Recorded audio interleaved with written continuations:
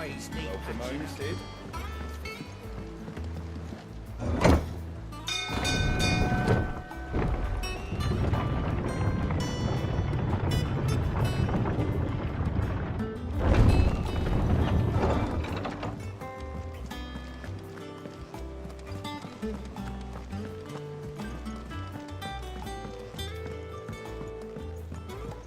We're seeing troops amassing at every border crossing.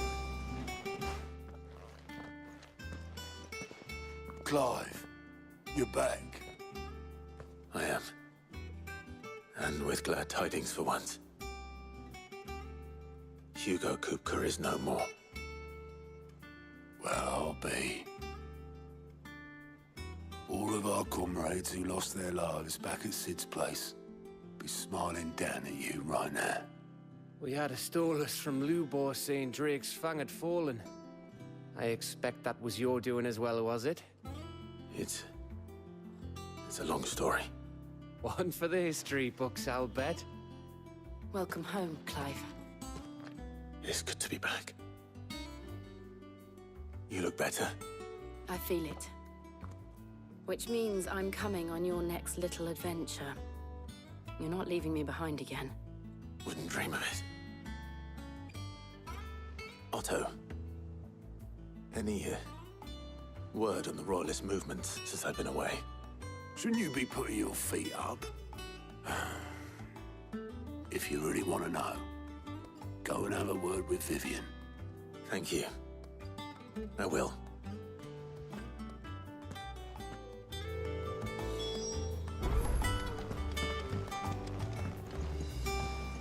Ah, the conquering hero returns. And with hardly a scratch on him. I may have picked up one or two. Well, the fact that you came straight to me instead of visiting our resident physiker suggests that you picked up something more important. A scent. The scent of Waludas. The very same. But whatever plans Kupka was hatching with the Royalists, he took them to his grave. As did his men. Slaughtered by the orcs who'd taken over the Fang. Orcs, Vivian. I've never seen such creatures in Storm before. The Waludas must have ferried them over from Ash, but why? Why work to rescue Kupka only to invade his home, the mothercrystal of an allied nation, and let both fall? It makes no sense. Do you know the tale of the blind men and the Adamantus? One can often be led astray by focusing too closely on individual details. One must instead see the bigger picture. And what bigger picture is there than my map?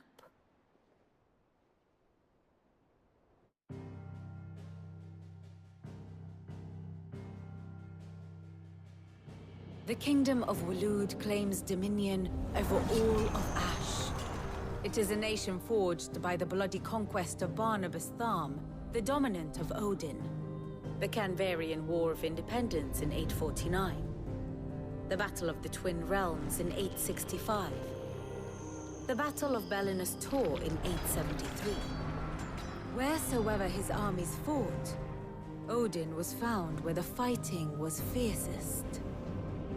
But of late, the warrior king appears to have laid his sword to rest. Battle rages for control of the crystalline dominion. Yet Tharm sends not a single ship in support of his Dhalmekian allies. Meanwhile, the Blight ravages great swathes of Ash. Yet warlike Waloed shows not the faintest interest in laying claim to untouched lands.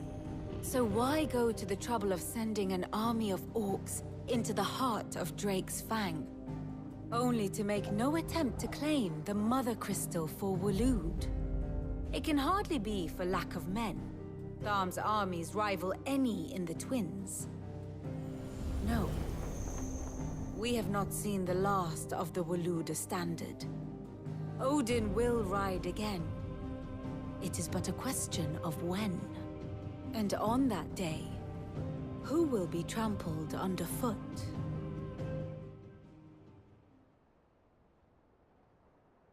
In summary, I know not to what end the Royalists betrayed Kupka. I know only that it is part of some broader scheme, A scheme tied to the ambitions of one man. King Barnabas. But there is no need to wallow in confusion. If one is to cure a sickness, one must first identify the symptoms. And your Lord Uncle has volunteered to do just that by keeping an eye on the Royalists' movements. He's really throwing himself into this. Indeed he is. Which means all that remains for us to do is await his reports. Well, not quite all in your case. The people of the Hideaway must hear the news. Justice has been done. Hugo Kupka is dead. The wounds he left that night are still raw, especially for those who lived with Sid the longest. Tell them that those wounds might finally begin to heal. Consider it the price of today's instruction. I've never known you to be sentimental. What can I say? I am only human. And we are, all of us, sentimental animals at heart. I suppose we are. Very well. I'll go and spread the word.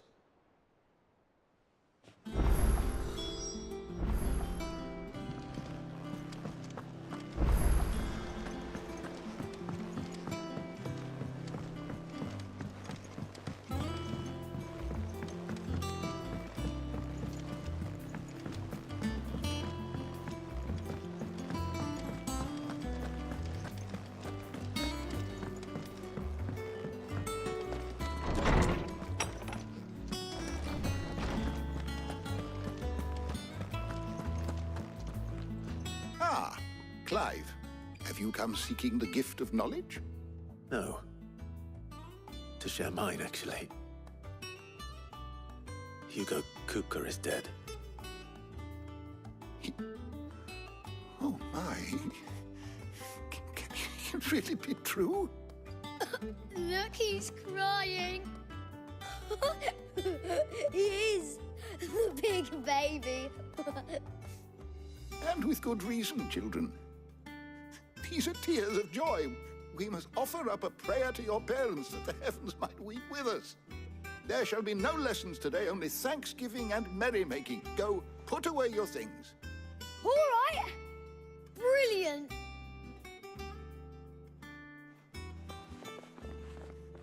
Finally, a new dawn has broken. It has. Thank you, Clive. I cannot wait to share the good news. Hippocrates. After Kupka fell, Ultima came to me. I need to know what he is. Have you learned anything? Alas, no. And not for want of trying. I have scoured nigh every historical tome in our collection and found nothing. Not even the sort of conspicuous absence that might suggest a concealment of fact.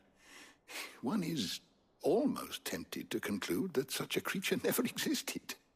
But I saw him. With my own eyes. I don't doubt that you did. Alas, it seems you are the only one who has. To others, he reveals naught. We see only that which he leaves in his wake, like some terrible force of nature beyond the ken of mortal man. A bringer of death. Whether the Ultima you met with was the being itself, or merely another projection of its power, I know not. But until I do, my investigations shall continue. Thank you. It means a lot.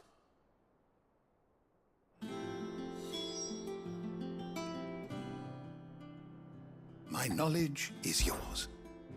I don't believe you've read this particular chapter before.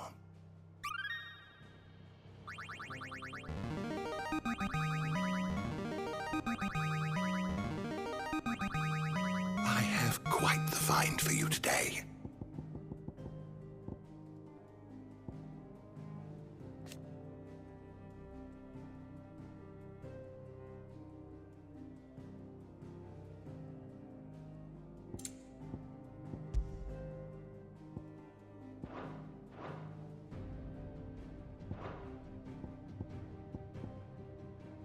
What subject shall we consider today?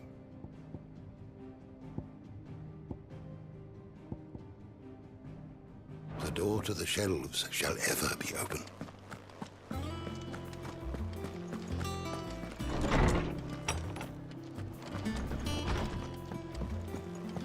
Thanks to Sid, the man who... Well, someone looks pleased with himself. It's true what I'm hearing, then. Nothing escapes you, Lady Karen. It's true. Kupka is dead. No more looking over our shoulders, then. Good. I'm starting to get a crick in my neck. Don't let it go to your head, though. Well, don't just stand there gawping.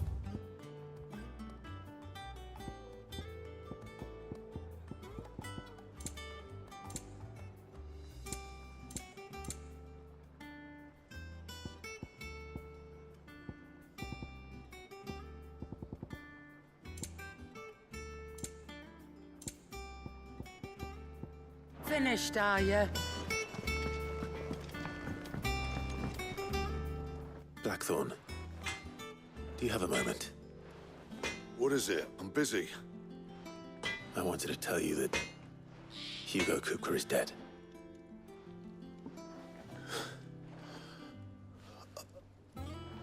I can't tell you how long I've been waiting to hear those words.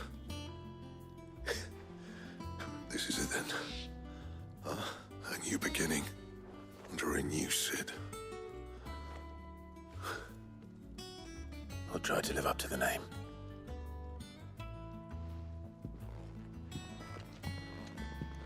Right. Let's see if Otto has anything else for me. What do you need? So, what'll it be?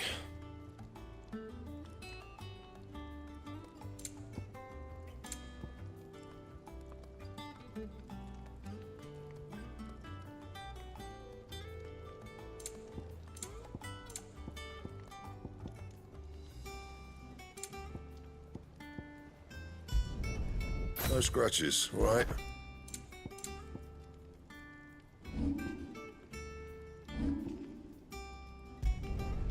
Not bad, if I do say so myself.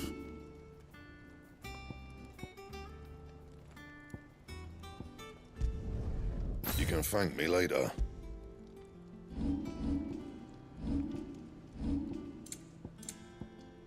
That it? Fine.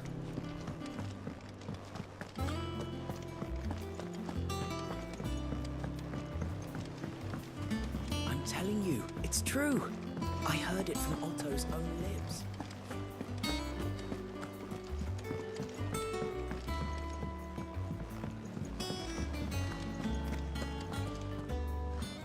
You barely sat down since you came home. Vivian got you running errands or something? Just spreading the word.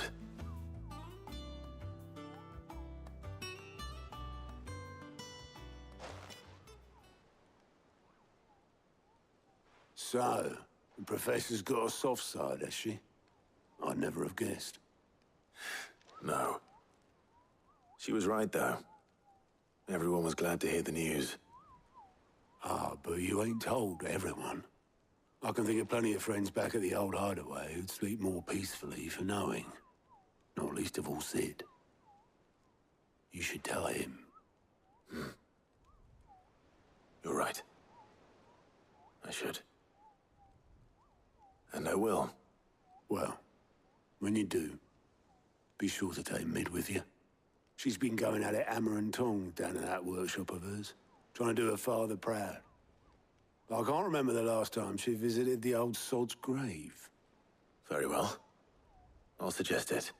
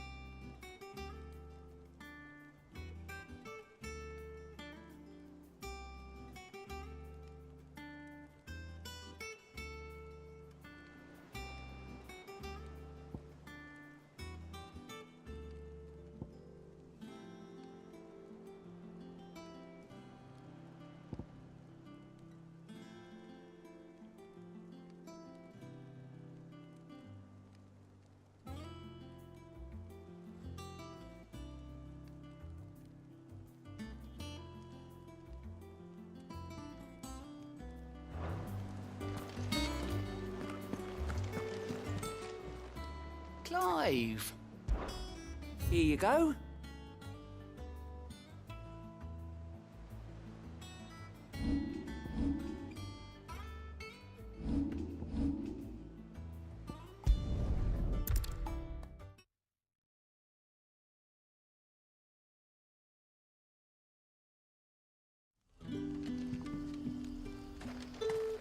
Good day to you.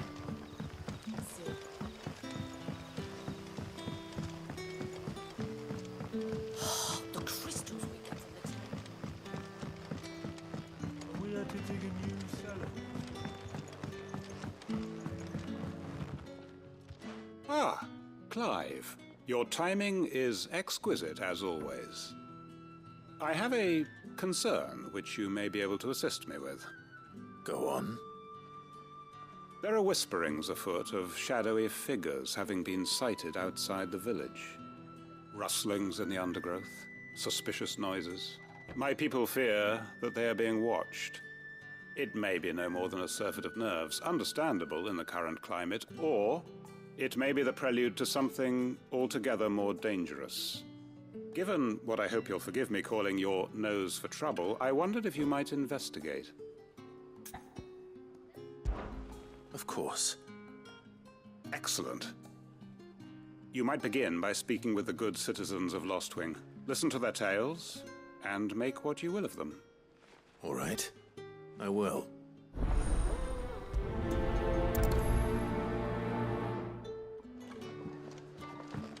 Right. Let's see what the people of the village have to say. I'd better find out if this is just nerves, or something we need to take more seriously.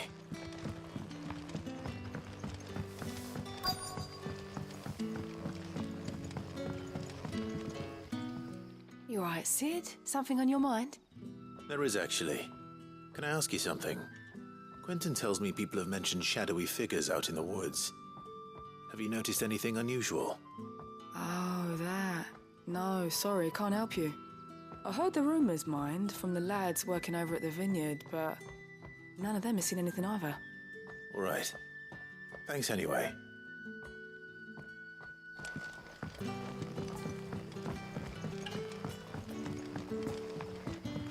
The crystals we get from the tailor all but work.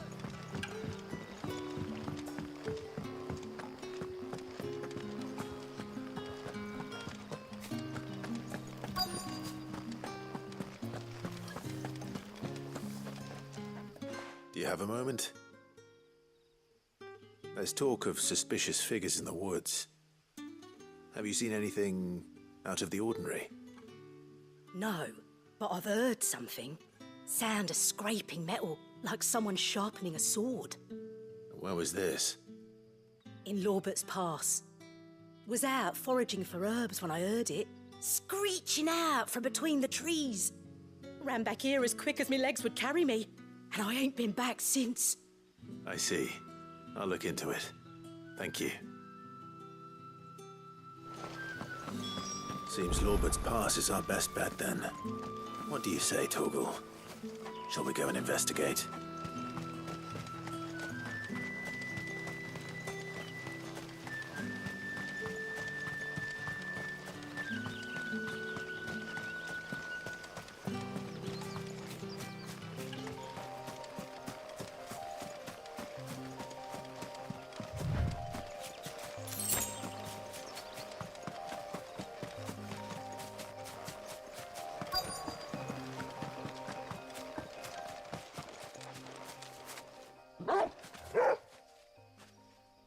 You there.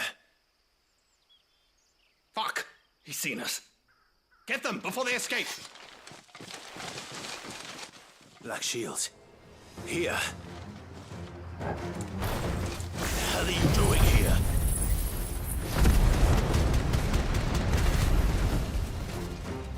What is it to you? Not that we give a damn. All that matters to us is that you don't leave here alive.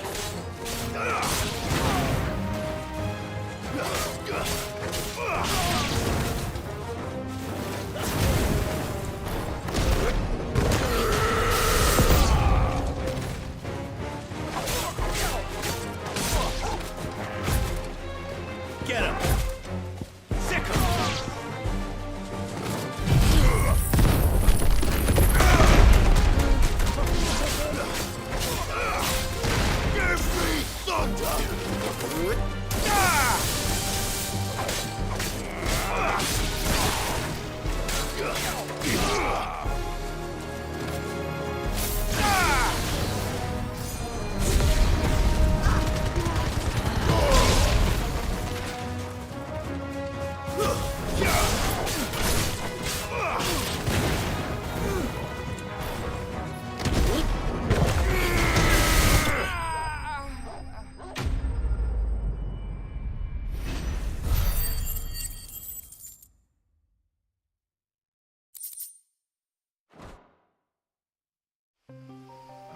Why were they here? Are they planning an attack on Lostwing? I need to warn Quentin.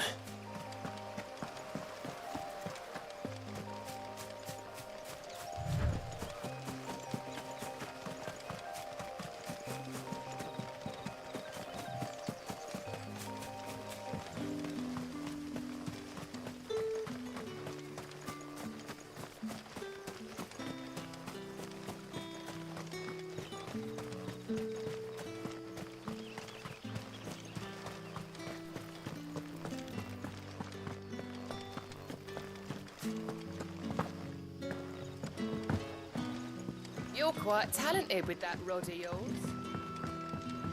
The crystals we get from the tailor all but...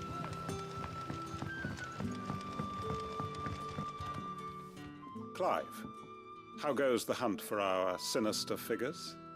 I found some black shields hiding near Lorbert's Pass. They're gone now. Black shields. The Empress's former bloodhounds, though they serve another master now. One who means to root out and destroy both me and those I care for. And it would appear the pack has finally caught the scent of its prey. Damn it all. I had hoped I would have more time than this. More time to prepare. But if we are cornered, we have no choice but to bite back. And bite back we shall. I'm sorry. You're going to need to explain. Who did the Black Shield serve now? And why would that person want you dead? Because I want him dead. Who? The former Lord Chief Justice of Sanbreque. All that I have built here is for him. I don't understand. Why him? Why Lostwing? I suppose it is better that you know the truth. I was a member of the judiciary once. So sickened was I by the injustice of this world, I swore to fight it. And fight it I did, in my own small way. I saw more than a few corrupt officials condemned to the very cells into which they had thrown blameless innocents. Men to whom the law was but a scourge to turn against the powerless. And throughout, it was the Lord Chief Justice who backed me, who was my one true ally in the quest to see justice done. So what changed? I discovered that he hunted bearers for sport. I was a fool to think he shared my hatred of venality and vice. His support for me was no more than a facade, a means of ridding himself of his rivals, a mask to hide the rot beneath. I filed suit against him immediately. His response, however, was rather more visceral. He had my entire family slaughtered, and he faced no punishment whatsoever. I lost everything. My loved ones, my livelihood, my position, the faith I had once held that any modicum of justice might be achieved through the courts. So I set about enacting my own. I tracked down every soul who served him, and slit their throats myself. But the man himself proved an altogether more difficult target. With money and power come protection. And so I saw that I would need an army of my own. I came here to Lostwing and began recruiting like-minded individuals. And everyone here knows this is why you do what you do. Of course. They too have lost loved ones to the bearer hunts. Seen faultless friends sent to the gallows to spare the guilty. All under the watchful eye of the Lord Chief Justice. Our wounds are the same.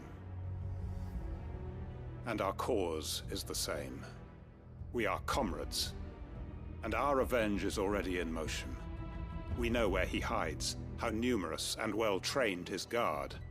What we did not know until now, however, was that his plans may already be in motion too. Quentin. Our time is short. He may move against us at any moment, unless we move against him first.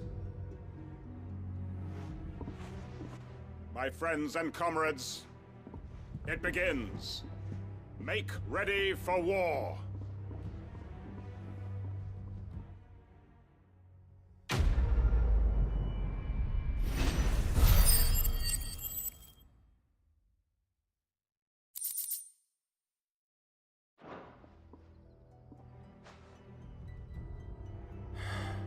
I'm not going to change his mind.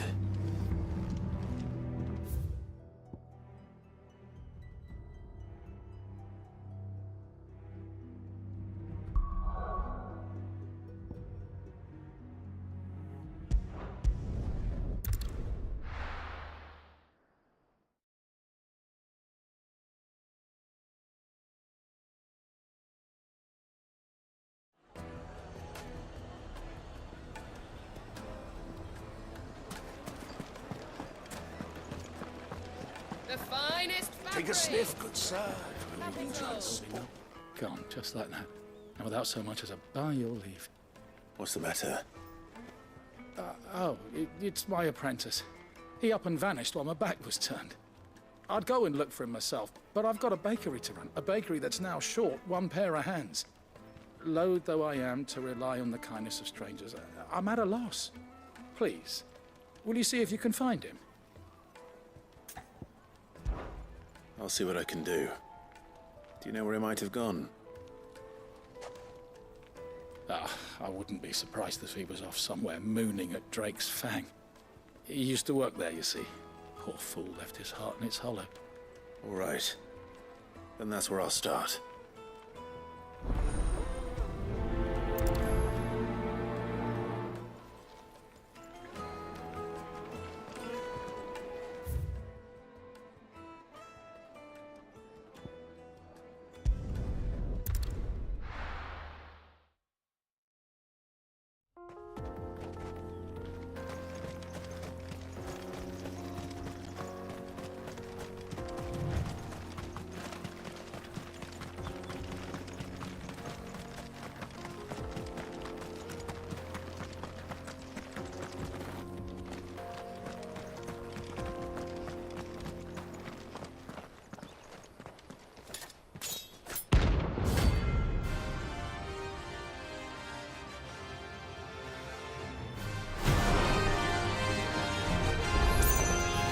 I blame your hunters, so do I. Come, let us feast on your flesh. Your feasting days are over. Too slow.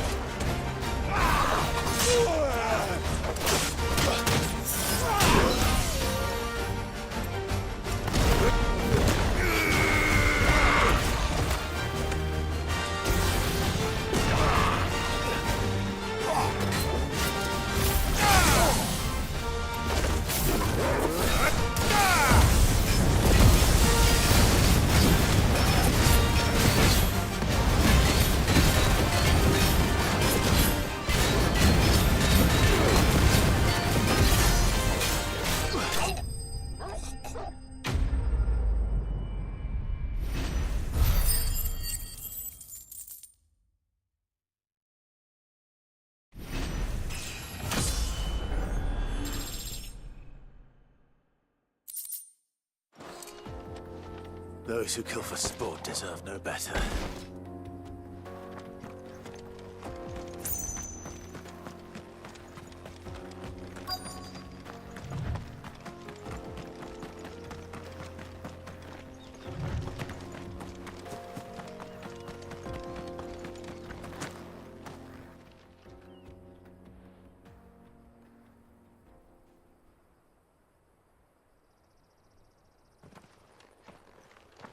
Excuse me. What do you want? The baker sent me to find you. I am a sorry, selfish sod, aren't I? Certainly not a baker. Master must have ruled the day he took me in. Time was the sight of the Fang used to calm my nerves. But now look at her. I take it you miss the mothercrystal.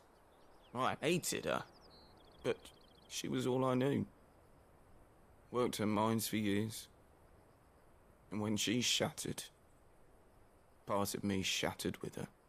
I had to trade my pickaxe for a rolling pin, but I'm no good at baking. Every loaf I touch collapses. My bread's as hollow as I am. She was the only thing that could fill the hole inside me. Oh, I loved her, damn it.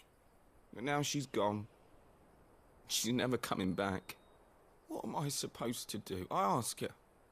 How does a shell of a man learn to live again?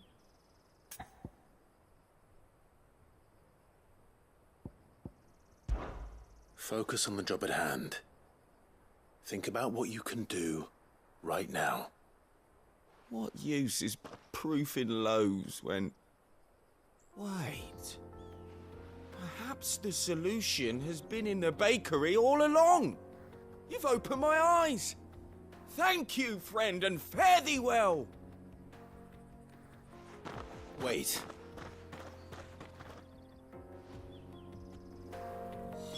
Suppose you won't be needing an escort then.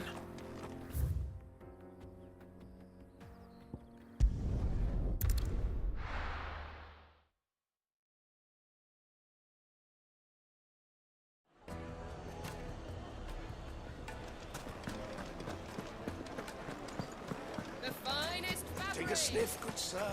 You'll beat. Ah, there you are.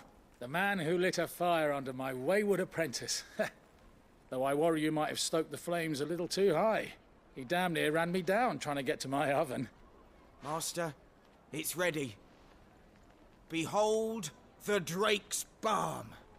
A truly unique creation. I dare say it is. Just look at it. A perfect likeness of the Fang herself. Her steepled peaks, her fulsome spurs, her inviting hollow. True, my loaves collapse more often than not, but what's the Fang without her crater? Why, no Fang at all. And look, inside. She's filled to bursting with a bounty of beautiful crystals. Salt crystals! Master, I have found my purpose. I must use my work here to preserve the memory of the Fang. Well, if it tastes half as unique as it looks, I'd certainly say you're onto something. Not only is my apprentice back, but he's finally pulling his weight. With any luck, I might even have a new delicacy on my hands. I don't know how you did it, but you have my thanks.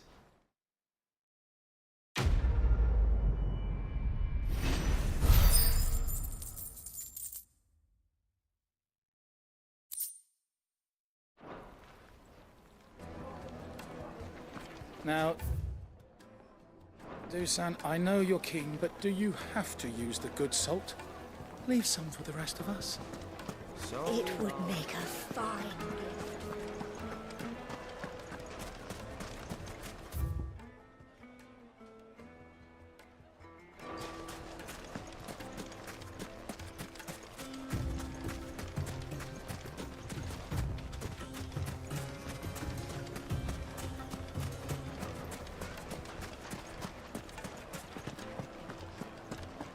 My carpet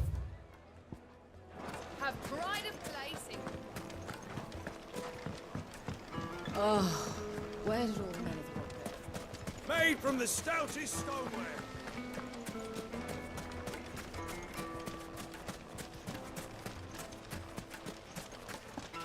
Are you looking for something in particular?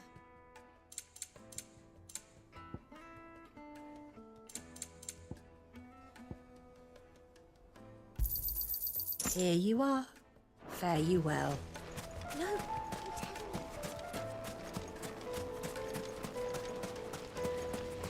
Just look at the detail.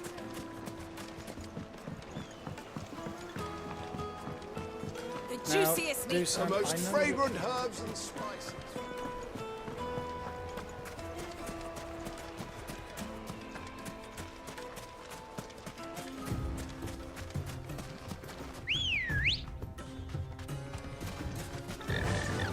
Faster!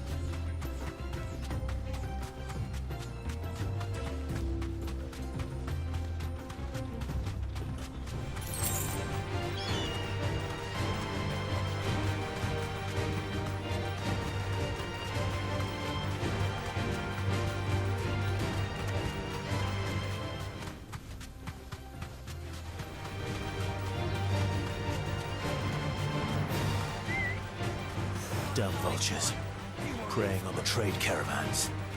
You've picked the wrong target.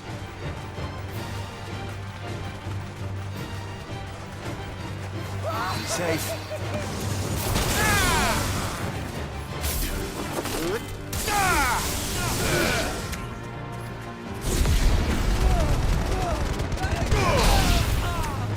Titan!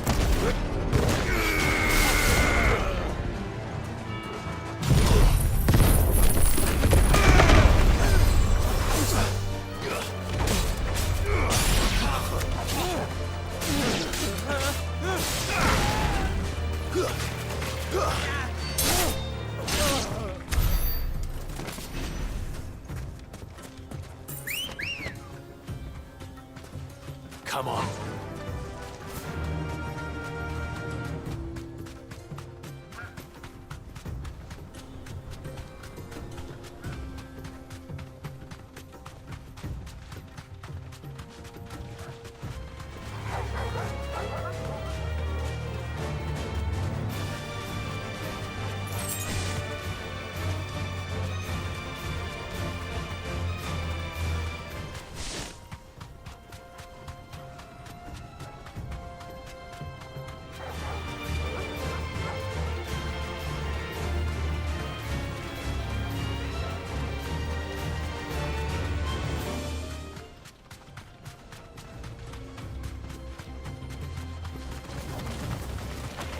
Time to fight.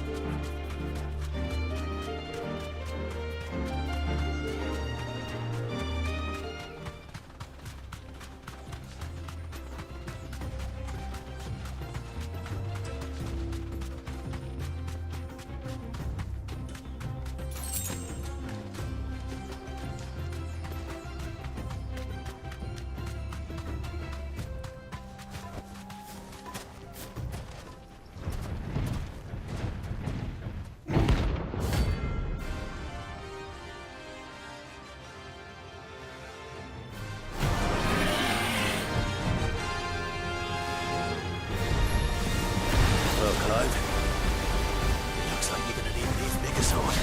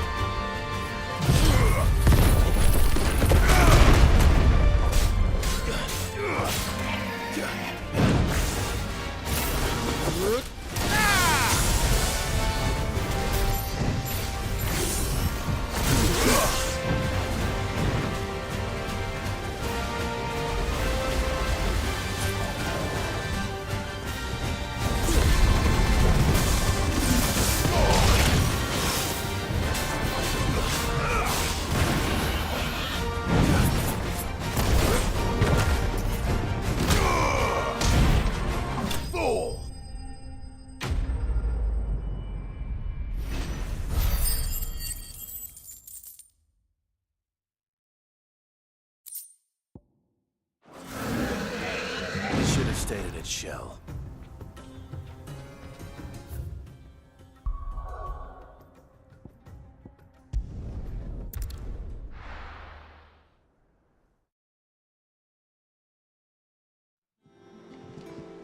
I'm telling you, it's true.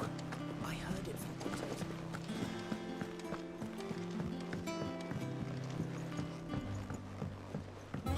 We're seeing troops amassing at every door.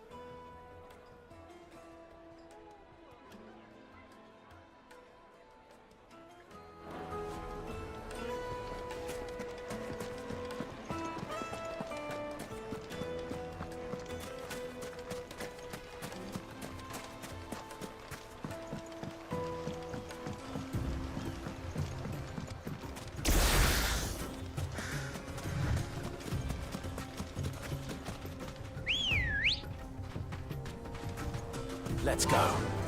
Fly, Ambrosia.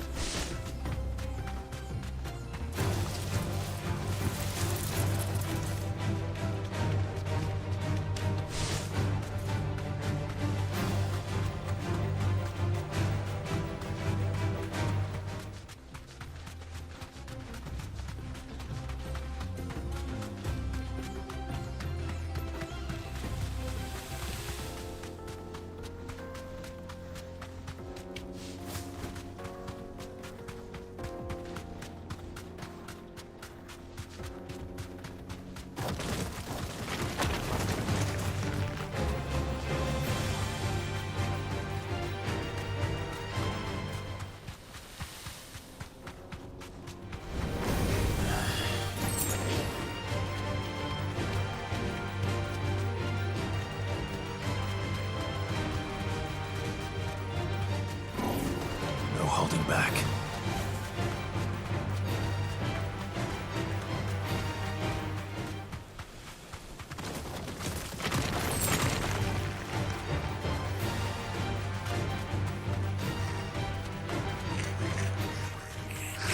All right.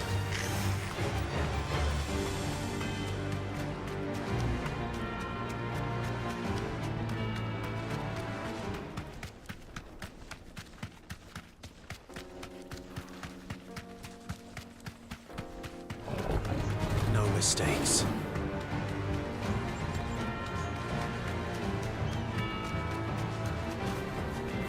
But only to ride from here.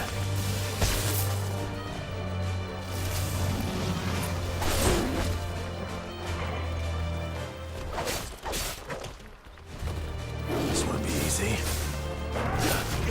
Nice try.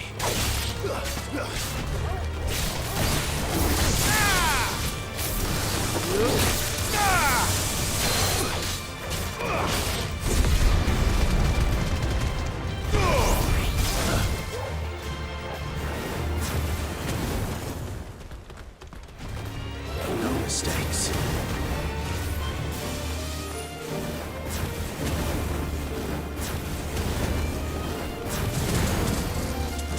Nice try.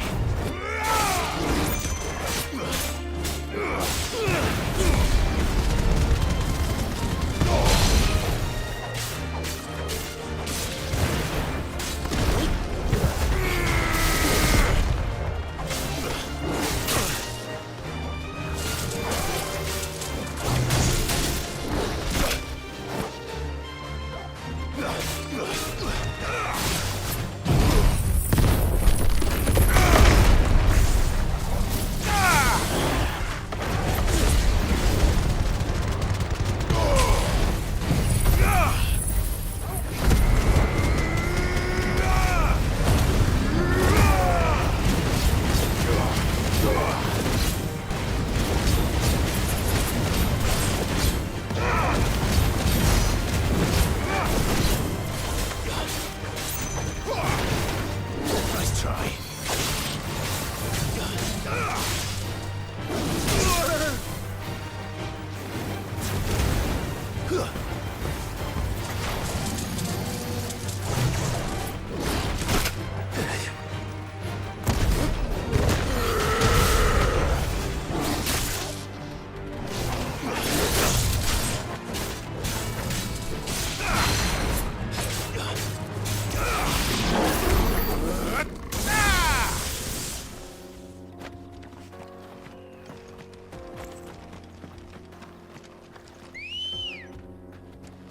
Ready, girl?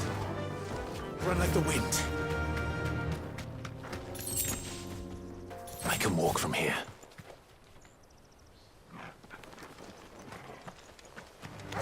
This must have been a fishing village.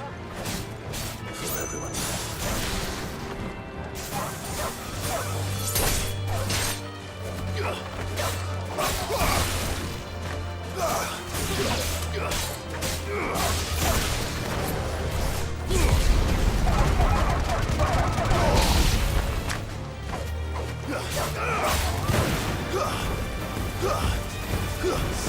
Stay down!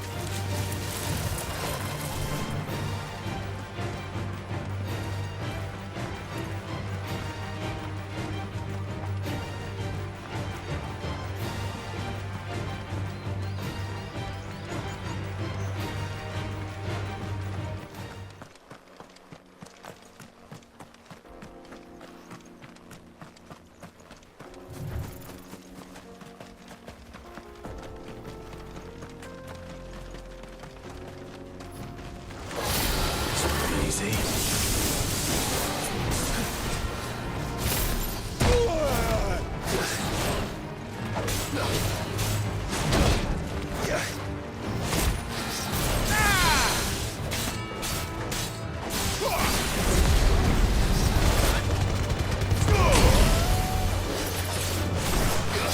Too slow.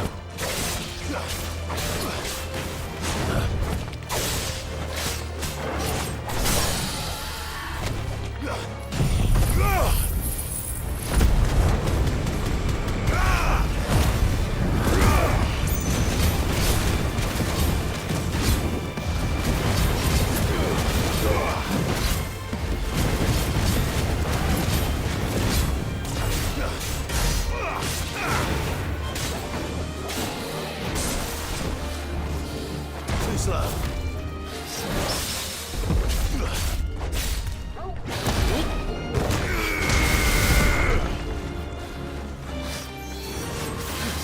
Nice try.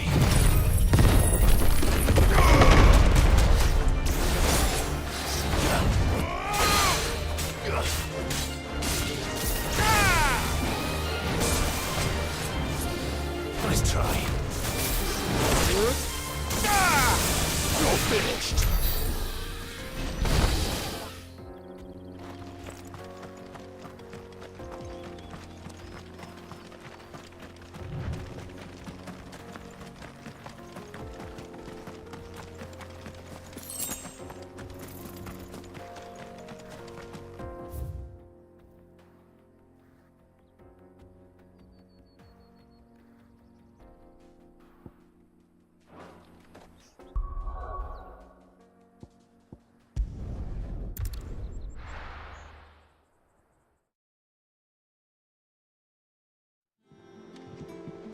I'm telling you, it's true. I heard it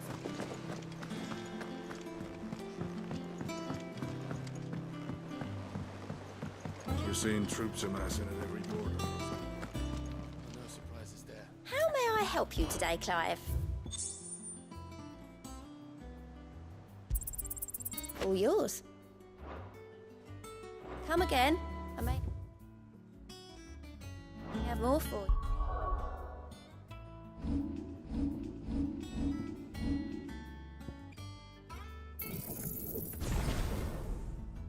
Yeah.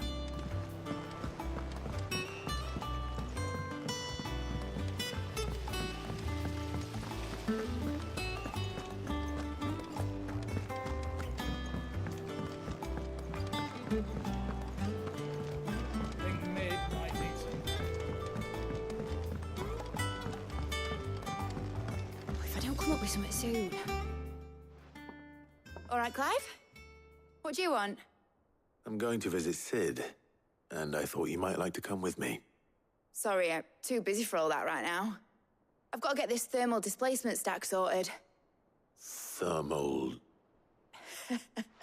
Displacement stack. Here. And this is for... Only the fastest, finest ship the world has ever seen. The Enterprise. Me and my dad designed it together. Where other vessels rely on the fickle winds to drive them through the water, ours is fitted with mithril engines.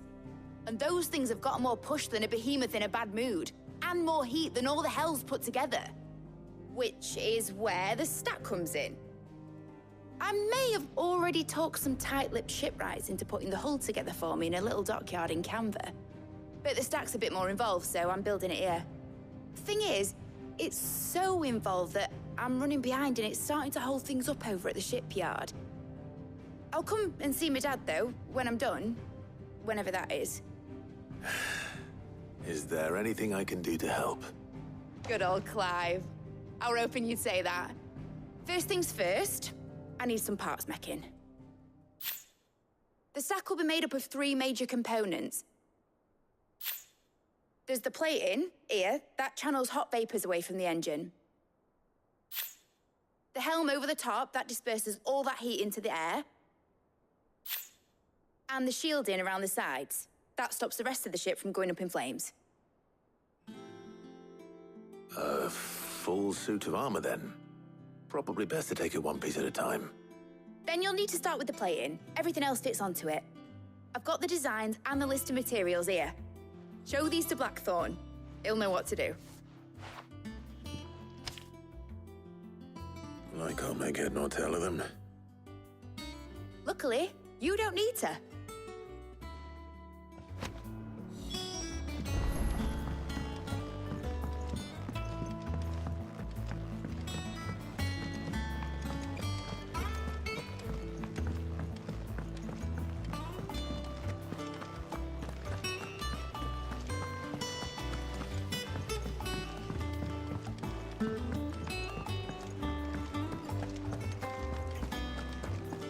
We're seeing troops amassing at every corner.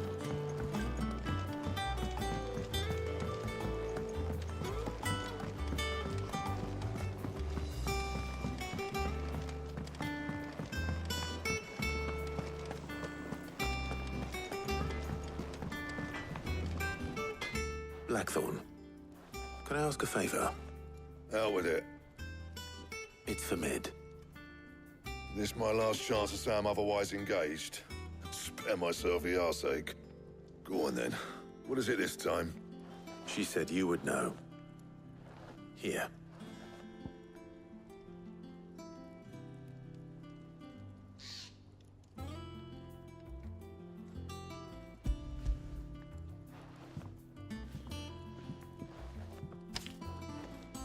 Krieger's teats.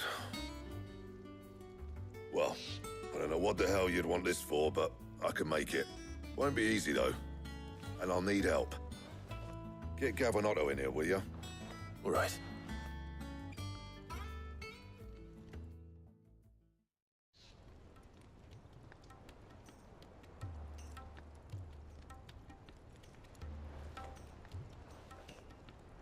So Mid's roped us all in here again, hasn't she? Typical. Still, if that's what it takes to get her to visit Sid's grave, I'll do what I can.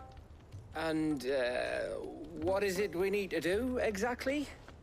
Take a look at this. It's this plating. The usual sword-grade steel won't work. We need something that can get very hot, very fast, and still keep its shape. That means an alloy. Something that won't break or buckle at the temperatures she's talking about. Which is where you lot come in.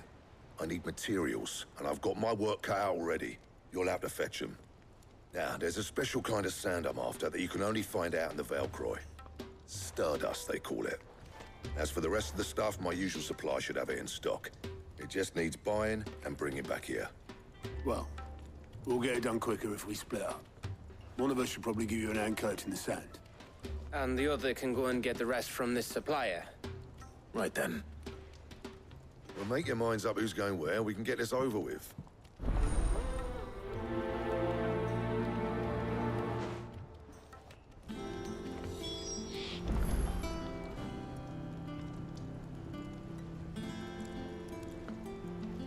Up to you who you take to the desert. I mean, Gav's good in a fight, but he don't have my winning personality. Ah, don't listen to him. You'll be in the lowest of low company with either of us.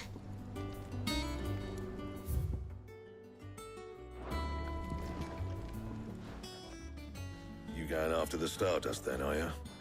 Which one of these two lucky souls is going with you?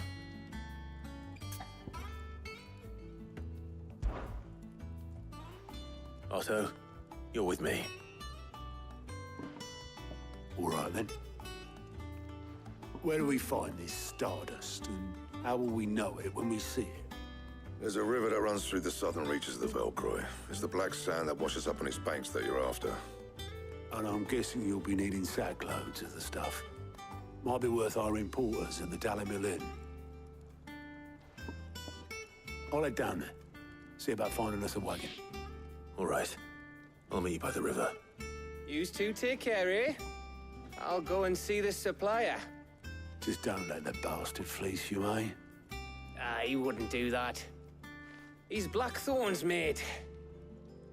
Isn't he? Best of luck.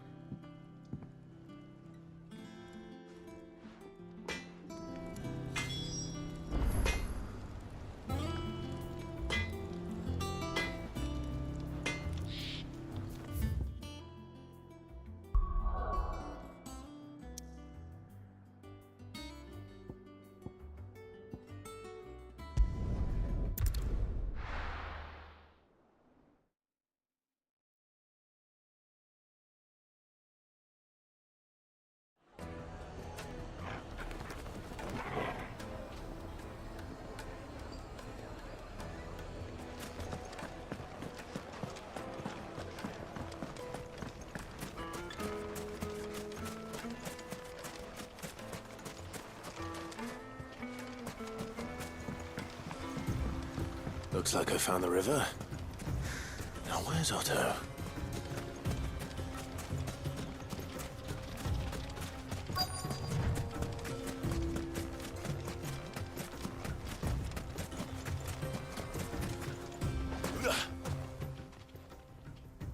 Otto, sorry I'm late. Oh, Clive. I had a quick scout about, and I reckon this area's our best bet. Seems Blackthorn's the only one who thinks smithing with this Stardust stuff's a good idea. It's just lying here, waiting for any old fool to fill his boots. But unlike any old fool, you thought to bring a wagon. Well spotted. Now get filling.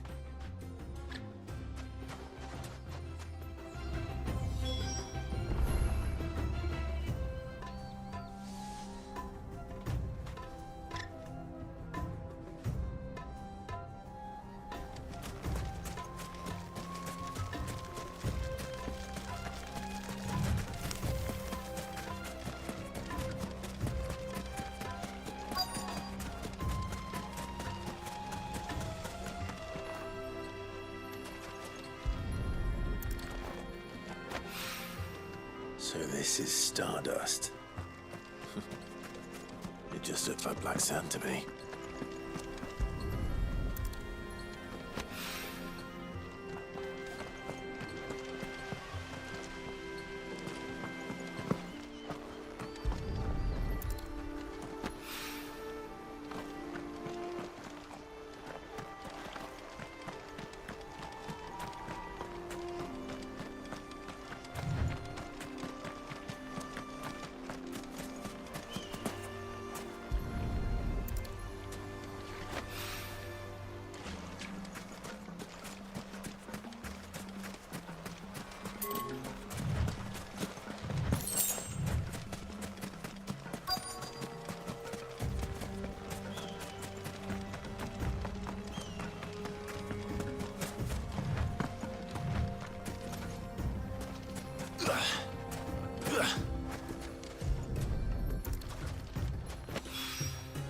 That should be enough for now. Let's see how Otto's getting on.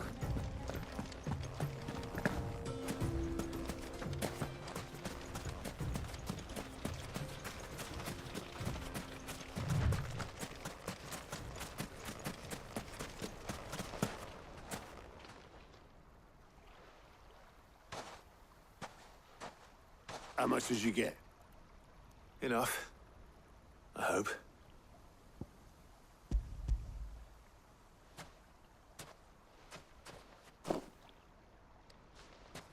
More than me. Put it all together and I can't see Blackthorn complaining. Much. Here, Clive. Do you fancy a walk?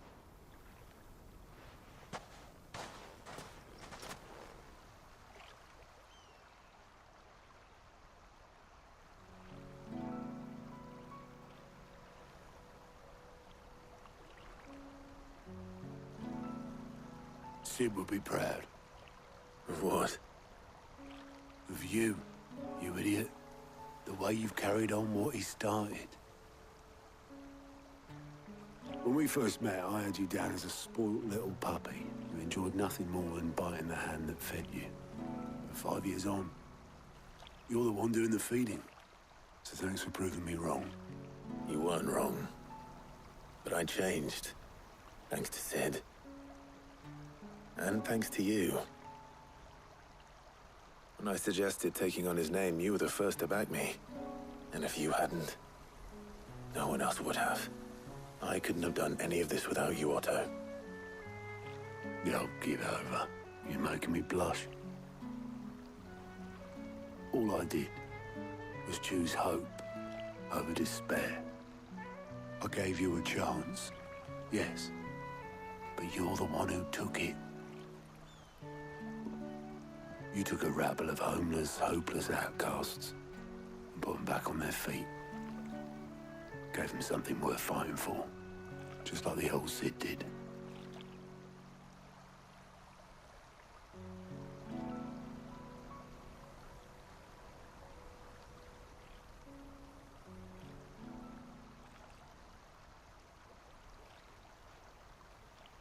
About time I was heading back, I reckon.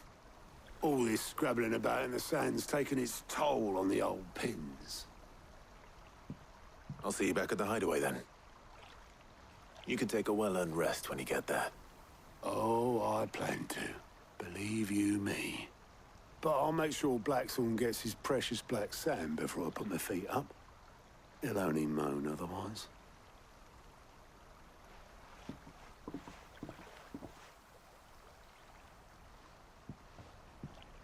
Right.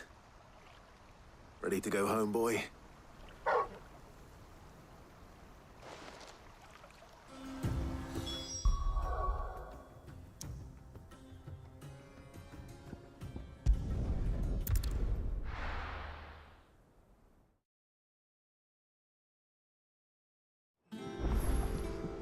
Let's hope this is all Blackthorn needs.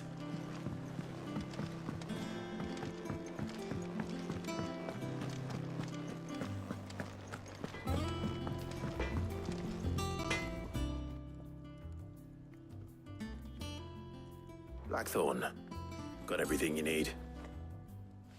Yeah. Yeah, I do. Cheers for the stardust. Should be enough to be getting on with. Nice to get out and about for once. Let's do it again sometime, mate. I'll make a start on putting this thermal plating together then. It'll take some time, mind. So if you've got other things to be getting on with, I could do without you breathing down my neck. Thank you, Blackthorn. I'll let Mid know construction's underway.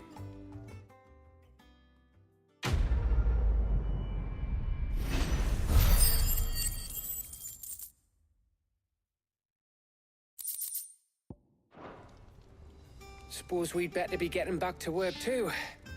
Give us a shout if you need anything.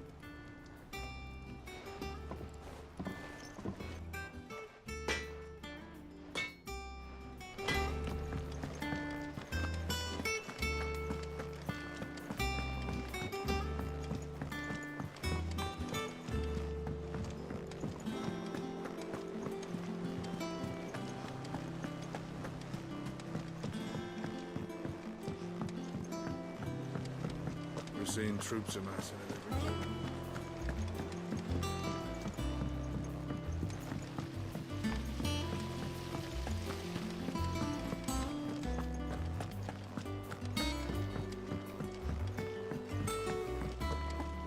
Think Mid might need some help tidying up. If I don't come up with something soon. You'll be pleased to hear that Blackthorn's started work on the plating. Excellent. 1 down, 2 to go. So, what's next? The helm, of course. For this, we'll be repurposing fallen scrap. Salvage from the ruins? I thought that material was all but impossible to work. Ah, but we don't have to. I'm sorry. Just so happens there's one particular ruin that's broken into exactly the right shape and size pieces for what we need. What's the name back there? I'll give you all the details. What's her name? Right.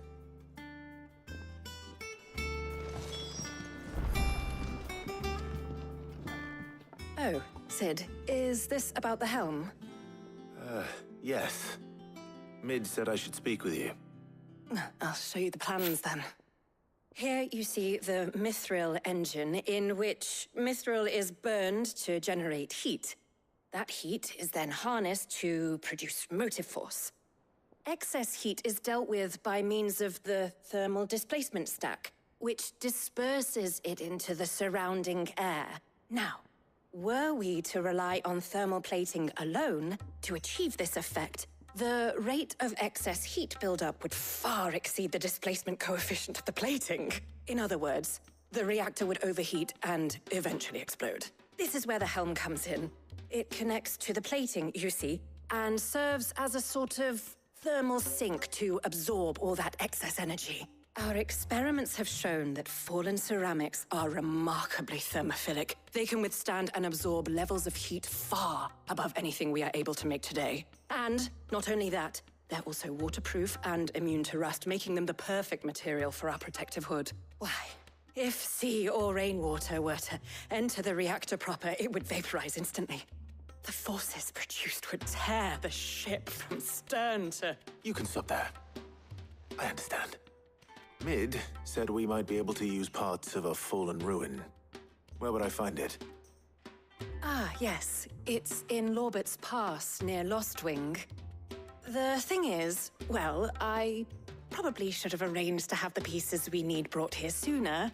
You see, a certain unwanted visitor has taken up residence there. It's no longer a matter of just walking in and taking them. It's, going to be considerably more dangerous than that. I see. Then I suppose I'd better deal with this unwanted visitor for you. Would that help? Oh, very much. Thank you, Sid. I'll gather my team and head there right away. We'll meet you outside the ruins.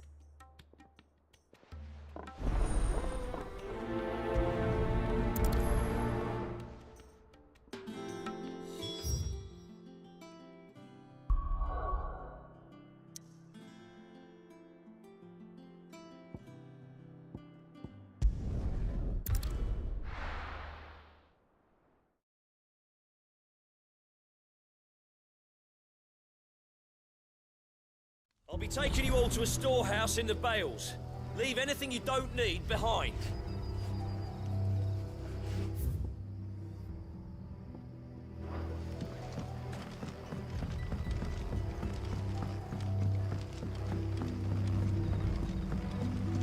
You know what you have to do. That his lordship's vultures should be found circling the village can mean only one thing. That he means to strike at us before we can strike at him. There is no time to lose. The final stage of our plan must be put into motion.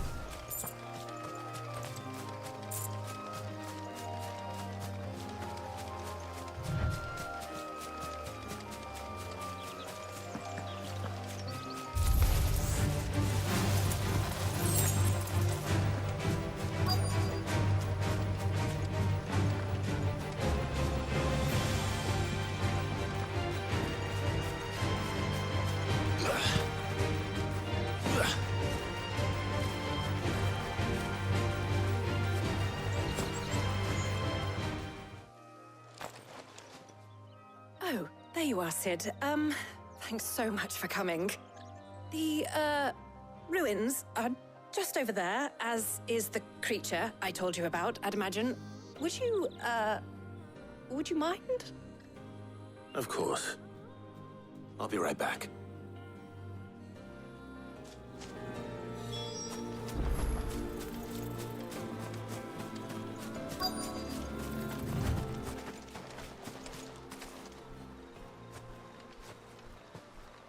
Anybody home?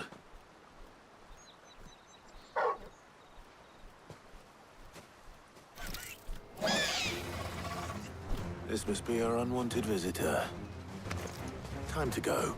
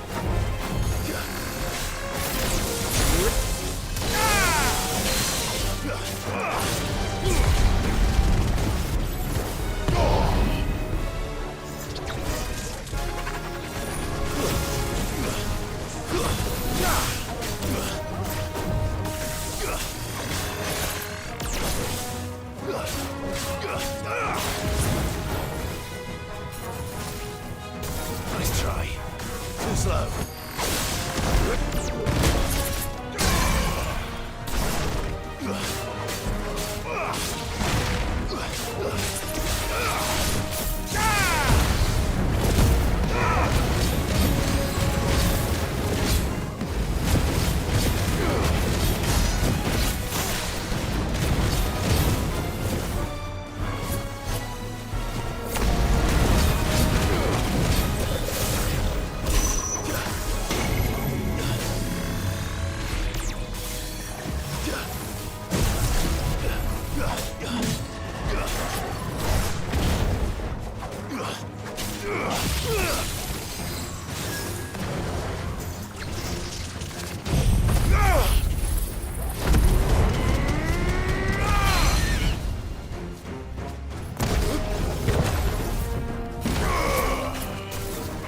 Nice try.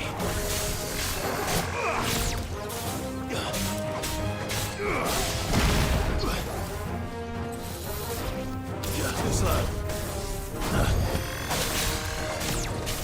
Nice try.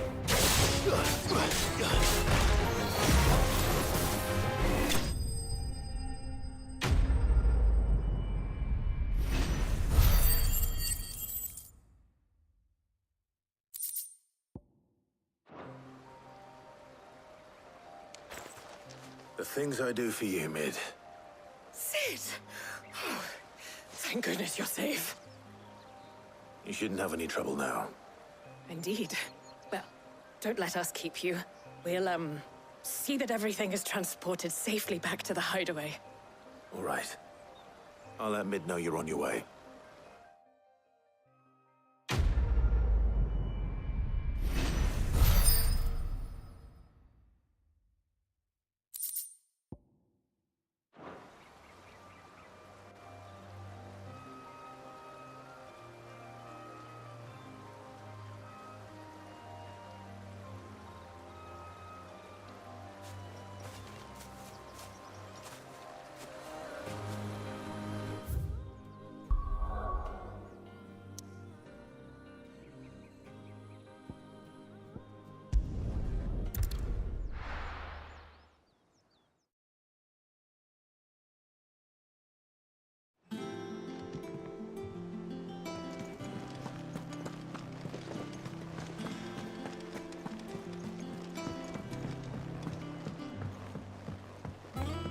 We're seeing troops amassing at every border.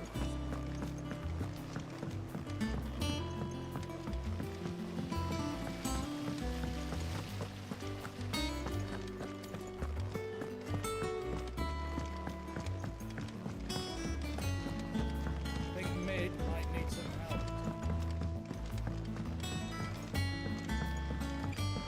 If I don't come up with something soon. Mid. Helena has recovered the material for the helm. She'll be along shortly. Excellent. Another job well done. And just one remaining. Right. Right, the shielding. This one's a bit of a bugger. How so? The plating's enough to stop the engines going pop, but those things will still be spitting out enough fire to set the rest of the ship ablaze. Which is why you need proper shielding. A prison for the dragon's breath that's blazing away inside. I thought a triple thick layer of tempered steel might do it. Or more of the stuff that the Fallen use, but they'd both be too heavy. The helm and the plating are bulky enough as it is. Add any more weight and the whole ship would be at the bottom of the briny before we'd even started.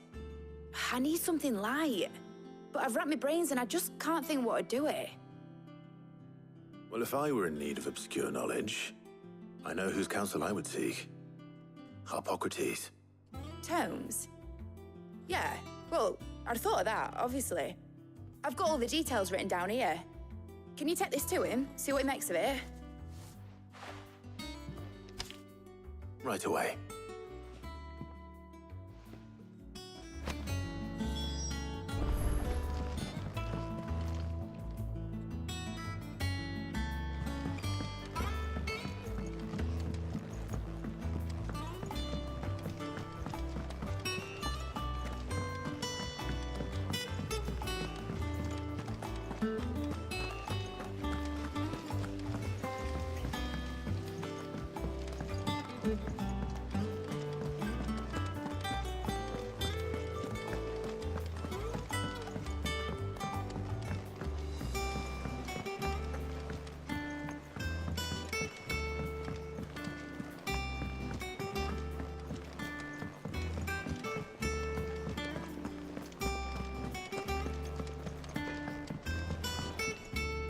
What do you need? What do you want?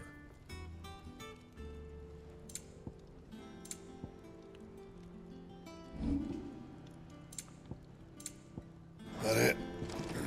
Fine.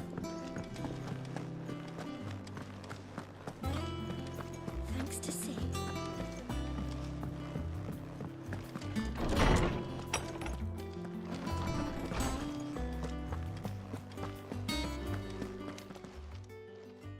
Hippocrates, do you have a moment? For you, Clive, always. Well, actually, it's for mid this time. Could you take a look at this?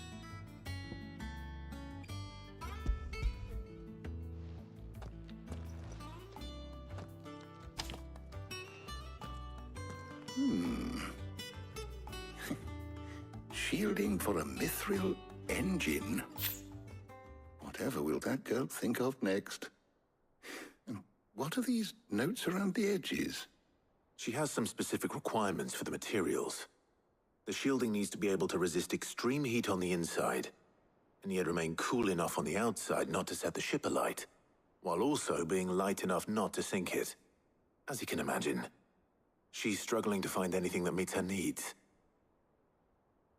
I see. I wondered if you might know of a solution, or if you might be able to search the records for one. Perhaps it is not a different material she requires, but a different approach. What do you mean? Consider the lake we have made our home. Its blighted waters eat away far more quickly than fresh water or even brine, at timber and steel alike. And yet, we have made a home here from those very materials nonetheless. We have. But Bardolph must varnish every board twice over to keep it from rotting. And Obelisk complains that without a constant supply of pitch. I see. Early Gregorian histories speak of a preparation known as moon dew. It is said to be able to resist even the most ferocious flames. Before the dragoons tamed the worms and wyverns of the realm, nobles would daub their castle walls with it in order to guard against dragonfire. So if we could recreate it... It might be applied to some material or other in order to provide the protection Mid requires. As to how best to apply it and to what material, perhaps Bardolph and Obelisk might be of assistance. I shall speak to them and see what wisdom they might have to offer. If you would be so kind as to procure the necessary ingredients, I shall discuss the specifics of how it might be most effectively put to use with our two friends. The knowledge of the past may yet prove useful to we of the modern era. Thank you, Hippocrates. And since you're asking others to help you, perhaps I should too.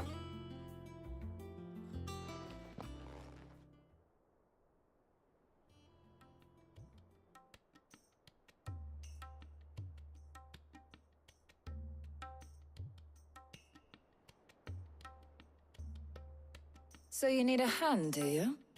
We do. I'll be heading to market for the ingredients we need. I could do with some help.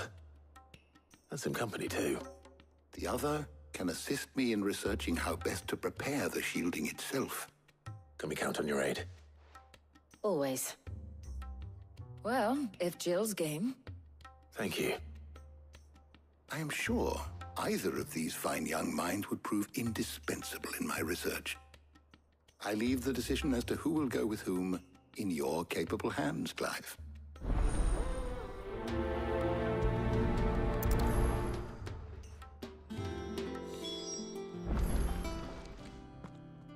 So, Clive, have you made your decision?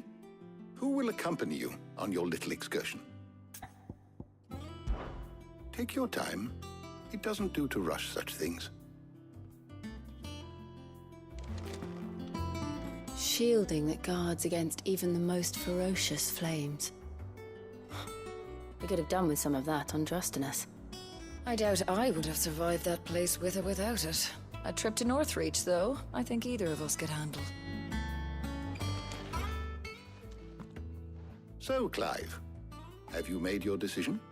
Who will accompany you on your little excursion? All right.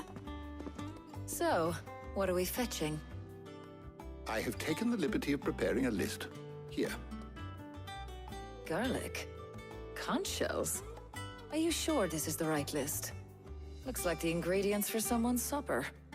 Though these items may seem mundane, they have potent effects that are rarely exploited, effects for which they were once highly prized. So much so, in fact, that they were harvested almost to extinction, hence moon dews having fallen from favor.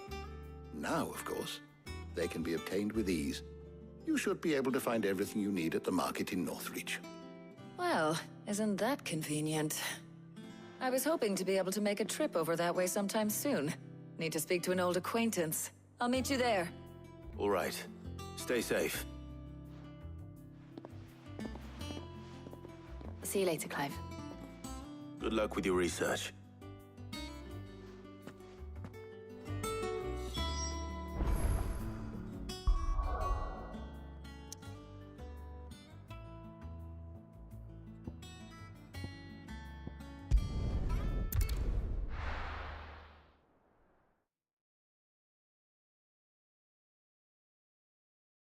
Now, where's Talia? There's talk at the glass gate. Keep them pilchers nice and chilled. Need to stock up on these. There you are, Talia. Ah, and there you are. We shouldn't have any problems finding what we need in a place like this. But if time is of the essence, perhaps we should split up. Take a few items each. All right. What shall I look for? Let's see now. Why don't you take the garlic and the pepio nuts? Meet me by the gate when you've got them.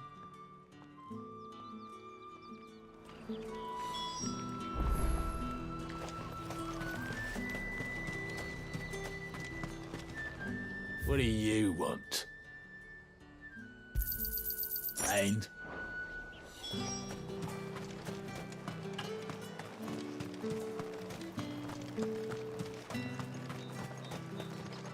Any friend of the innkeeper is a friend of mine.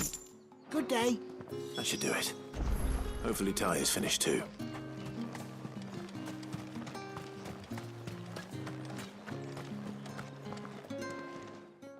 Well, did you find everything? I did. Here.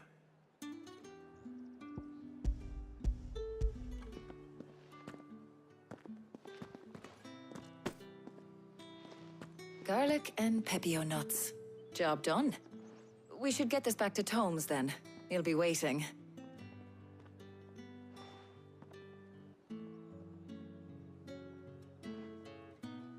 But we're not in too much of a rush, are we? Quick chat.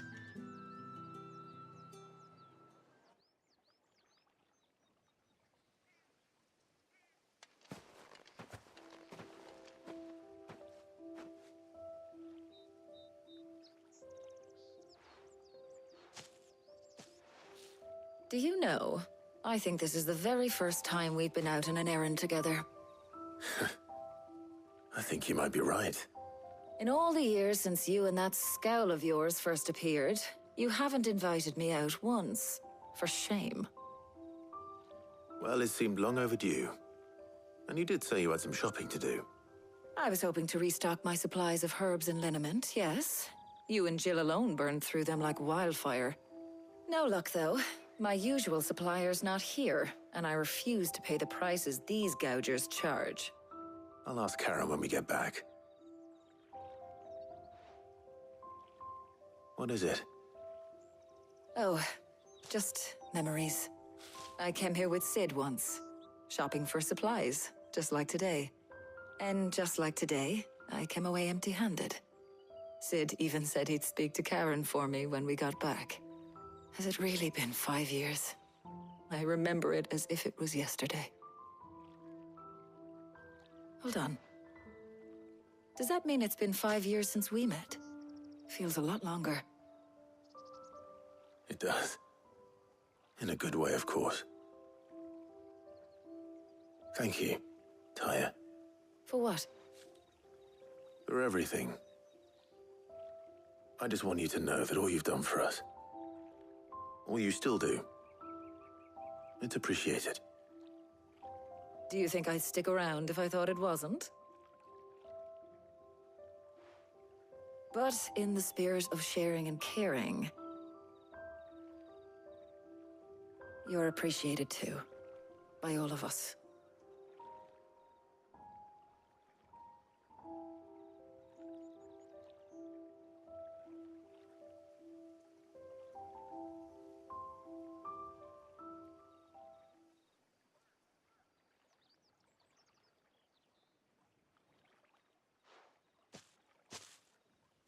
Well, I think we've tarried long enough. I ought to get these ingredients back to Tome so he can make up this concoction of his. I'll meet you back at the Hideaway, all right? All right. And thanks again. I heard you the first time.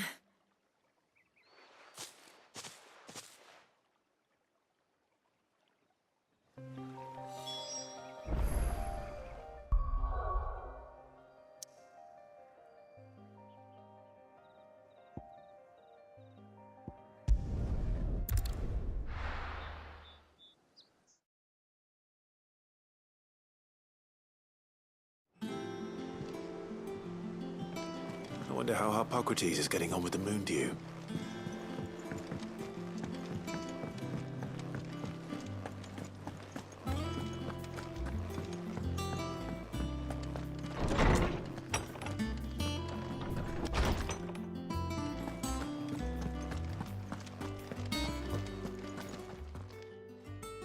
How's work on the shielding progressing, Hippocrates?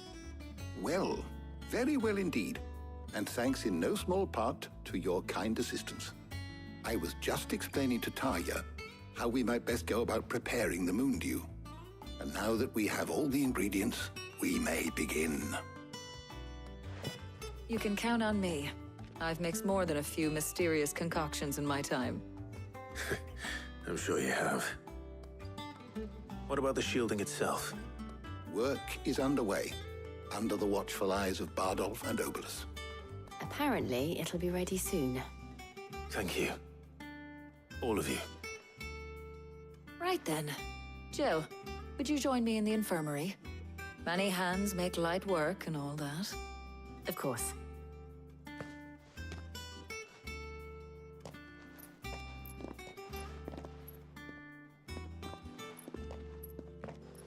Oh, and Clive. It was good to talk. We should do it again sometime. It appears our work here is almost at an end. A shame. I was enjoying playing the man of action for once. When both the shielding and the moon dew are ready, it will merely be a matter of applying the one to the other. Followed by a rigorous process of testing and retesting, of course. Perhaps someone ought to warn young Mid of that. Leave it to me. Thank you, Hippocrates.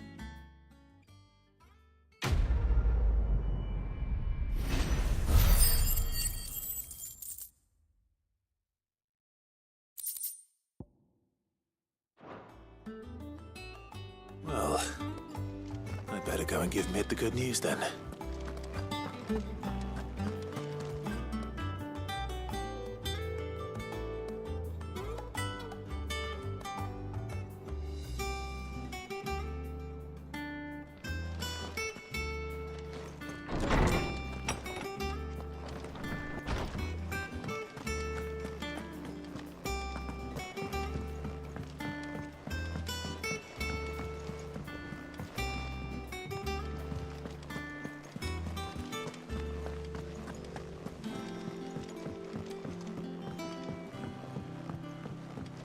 We're seeing troops amassing at every port.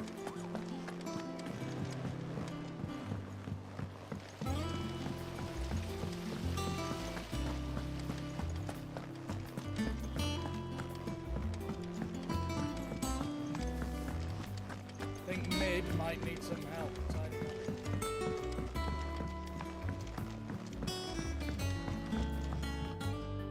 Sorry to keep you waiting, Mid. But you'll be pleased to know that work on the shielding is underway. You found something for it? In a manner of speaking, Hippocrates knew of a substance that's highly resistant to heat, a coating that should provide the protection you need. He's supervising the construction and testing of the shielding as we speak. Brilliant! I knew you wouldn't let me down. Don't thank me. I'm just the errand boy. Right then, better start working out how to bolt all these bits together. To the Black Hammer!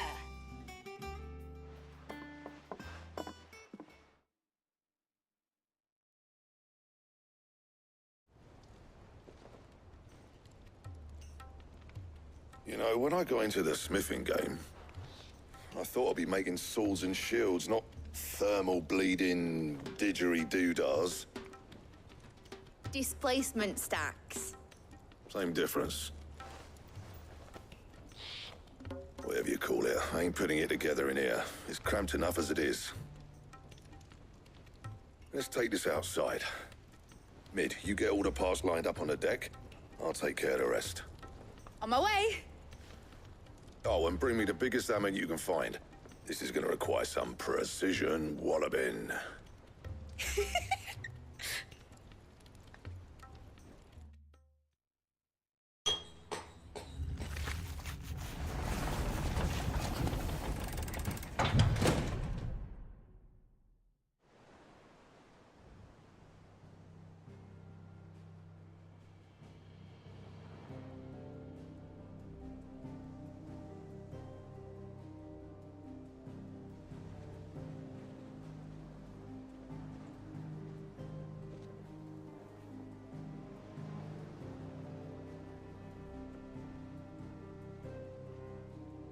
It's finished! It's finally finished!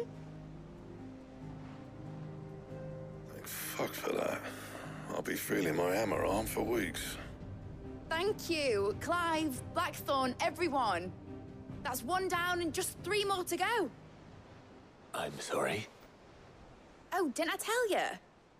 The Enterprise has 4 mithril engines, and we'll be needing a displacement stack for each. You don't mean... Don't worry. Now they've got a finished one to work off, my gang in Canva can build the rest. Good luck to them, I say. Right, I'm off to get a sling for this elbow. Any other work comes in, keep it to yourselves, eh?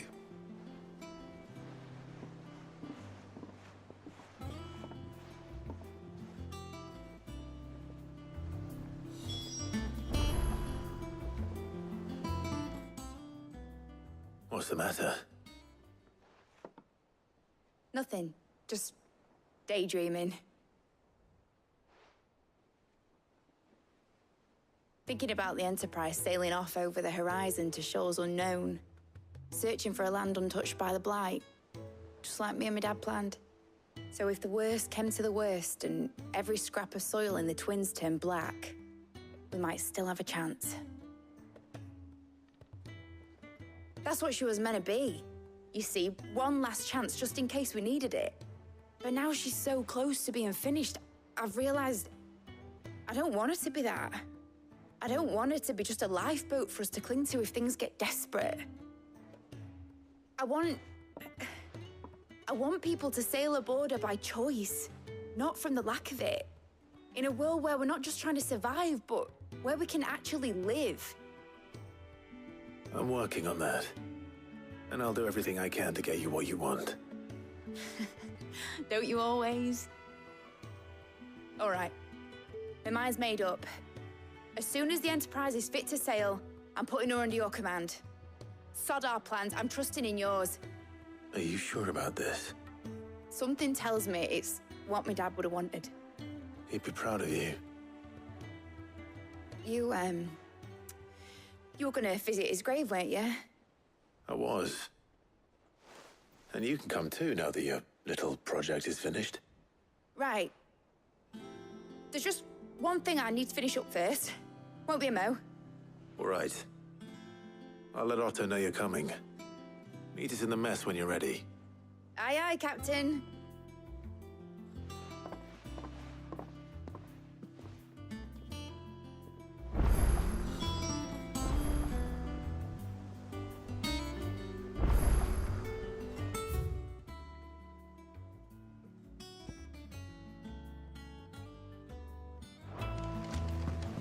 Is that the thing Tom's helped to build?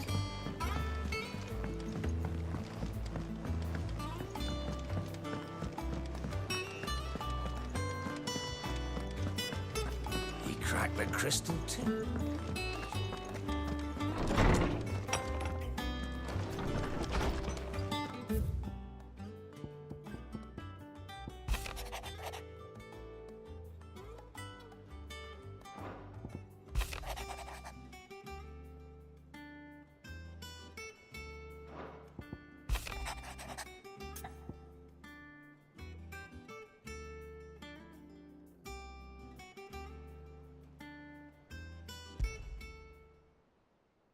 Trouble with the ledgers. Shouldn't he be asking Otto for help?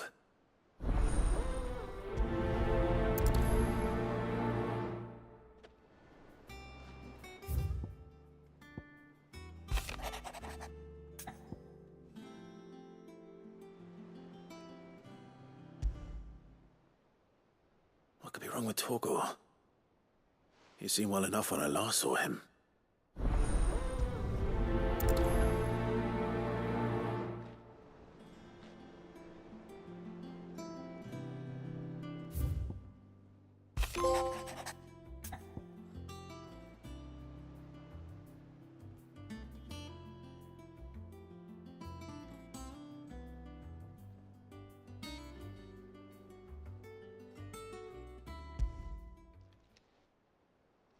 Hopefully it's nothing. But I should speak to Blackthorn just in case.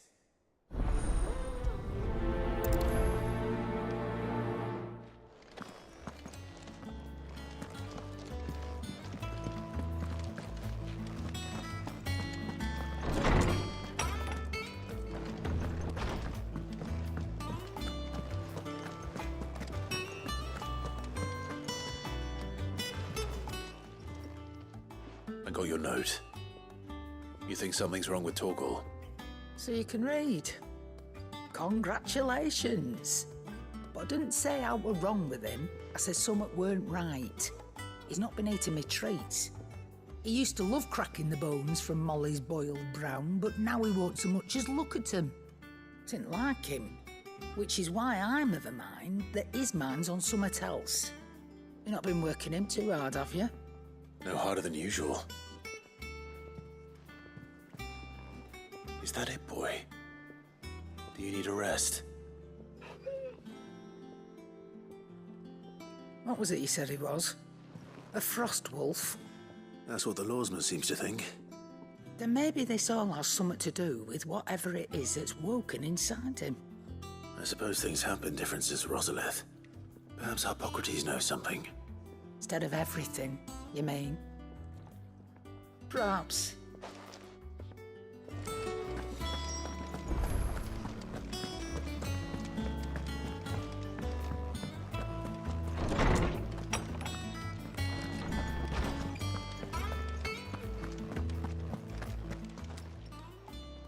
Lawsman, I need to ask you about Torgor.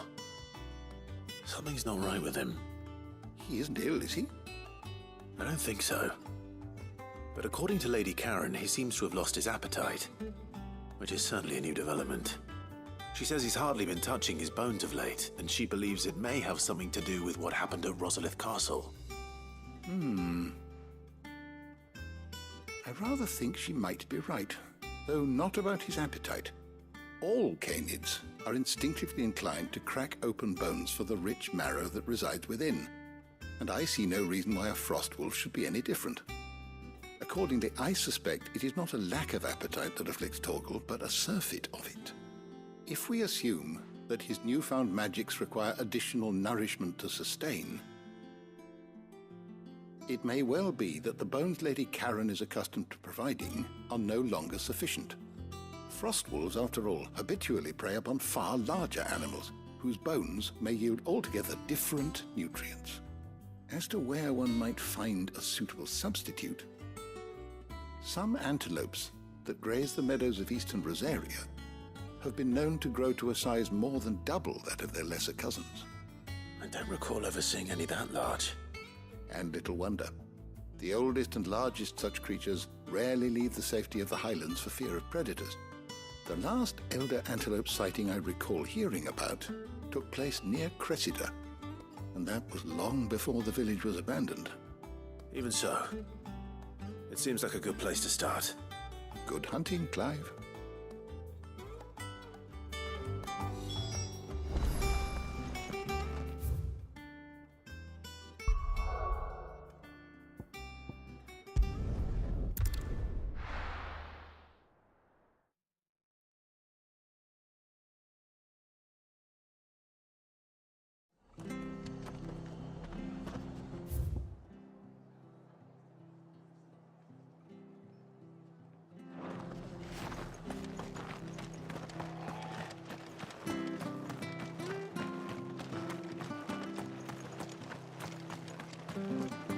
Naught but wild beasts this end.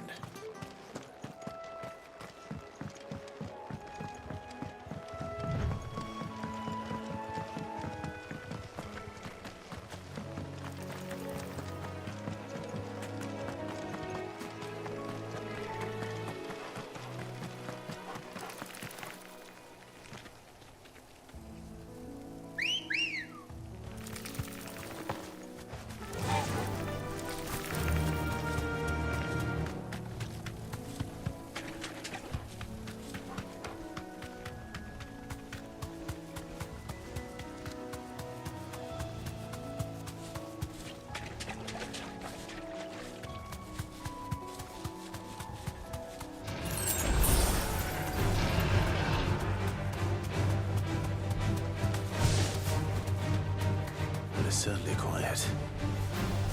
If I were a giant antelope, it would seem like just the place.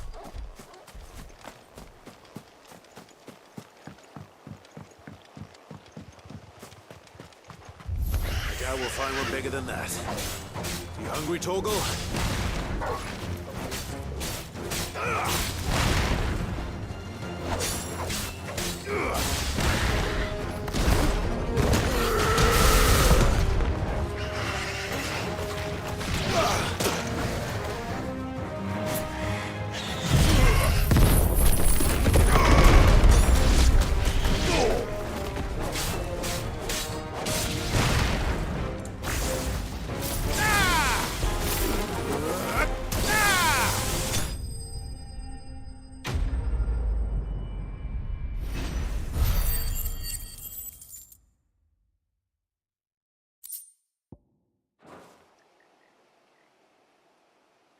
Now,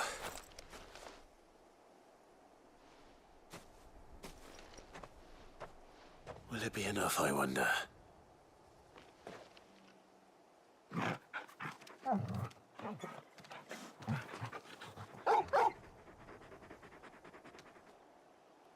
I say that answers my question, which means we owe the lawsmen our thanks. You're just a big puppy, aren't you? A very big puppy.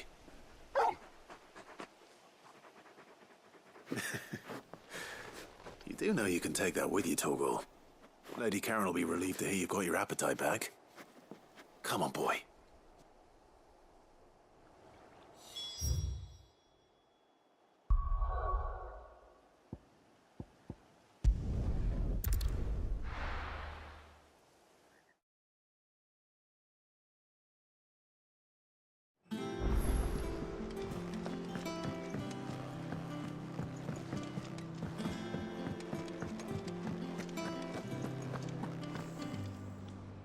I noticed you and Torgal had gone off somewhere.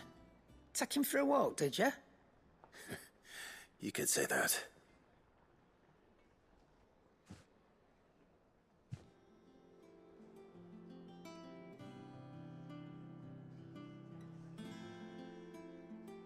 So, Molly's leftovers weren't good enough, eh? That'll teach me for treating you like you're still a pup. All right, no need to shout. Now we know what you're after, I can see about getting some in. Speaking of which, I brought one for later. Can I leave it with you?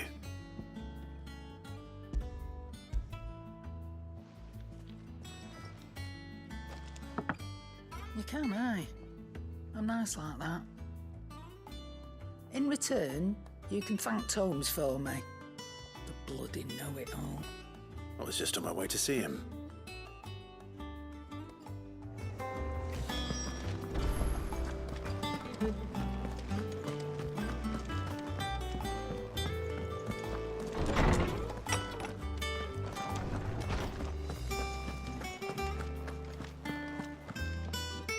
Ah, Clive.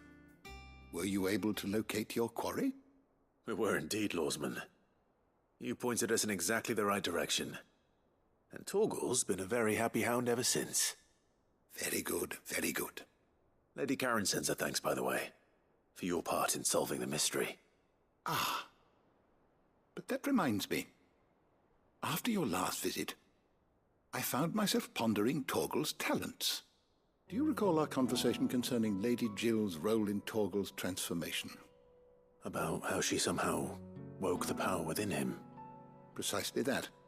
A reasonable conclusion, I thought, but one which raised certain questions in my mind. You see, the Fenrir of legend served Shiva and Shiva alone. And while the powers attributed to him are certainly impressive, the records imply they are somewhat different in nature to those you described Torgal as having used. What are you suggesting? That Torgal may be the beneficiary of more than one icon's power. Consider that in addition to Lady Jill, he has served as a loyal companion to you, your brother, and even the late Cid. In short, the icons hitherto near at hand, or should I say at paw, have been diverse and plenty, and that number has only grown as the realm's dominance have fallen to your sword. One can but speculate as to how all of this has affected Torgal. He has seemed more fierce of late. And if I am not mistaken, he will grow fiercer still. We are fortunate indeed to be able to count him amongst our allies and not our adversaries. Oh, he's more than an ally. He's a friend.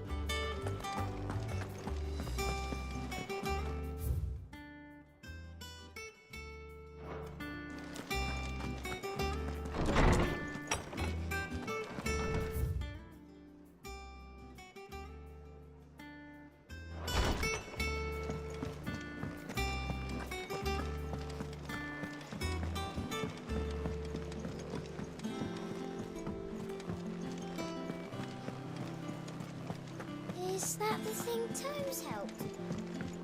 Mid told me she was building a ship.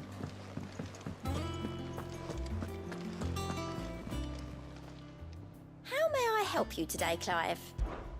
Your benefactors are a generous lot. All yours. Come again. I may have more for you. Clive, did you get my letter? That's why I'm here. Shh. Otto might be listening. Is this better? A little. Listen, I've some bad news. It turns out the Hideaway may be slightly behind in its payment to certain lenders, and it may be my fault. But I swear to the goddess, I thought I had the numbers square. Sadly, that square turned out to be more of a circle. Zero, you might say. I can straighten it out, I swear, but it's gonna take some time, and I'm gonna need help keeping it from Otto. Bit late for that, I'd say. There you are! What a surprise! So let me get this straight. You forget to pay our lenders what they're due, and instead of coming straight to me, you get Clive to come to you. And I hope he'll dig you out of the hole you've dug for yourself. Clive, The man in charge of the place you've been cheerfully trying to bankrupt. And you thought this was a cunning plan. Why? Well, who needs paying? Oh, just Martha. And the dame. And, well, Lady Karen. But only 500 talents.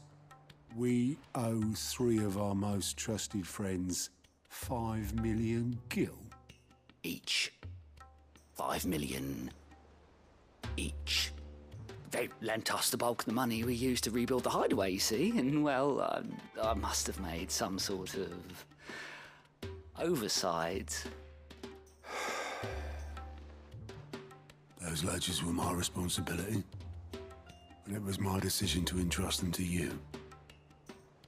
This is my fault. Do we have that much to hand? I can always ask my uncle. No, we don't. And no, you won't. We've lightened Lord Rosfield's purse enough. After the king's ransom we had off him, he deserves better than to see our begging bowl. Besides, we'll need to learn to stand on our own if we're gonna make this work. All right.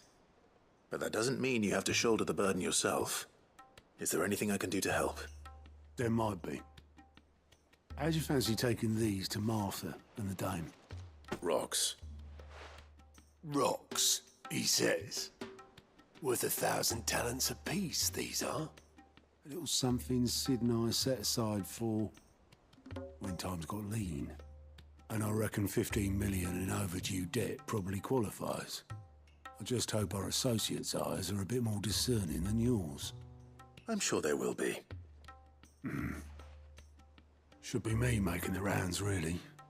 But you know how it is with this place. Orders to bark, arses to wipe, and all that. I know. Which is why I don't mind going in your place. Go. Do you know why I only gave Master Clive here 2 star rubies? Because you'd rather Lady Karen killed me. Because I'd rather Lady Karen killed you. Yes. Well, I suppose this is goodbye then. Don't worry. I'm sure Karen will understand. Really? Do you think so? No, I don't.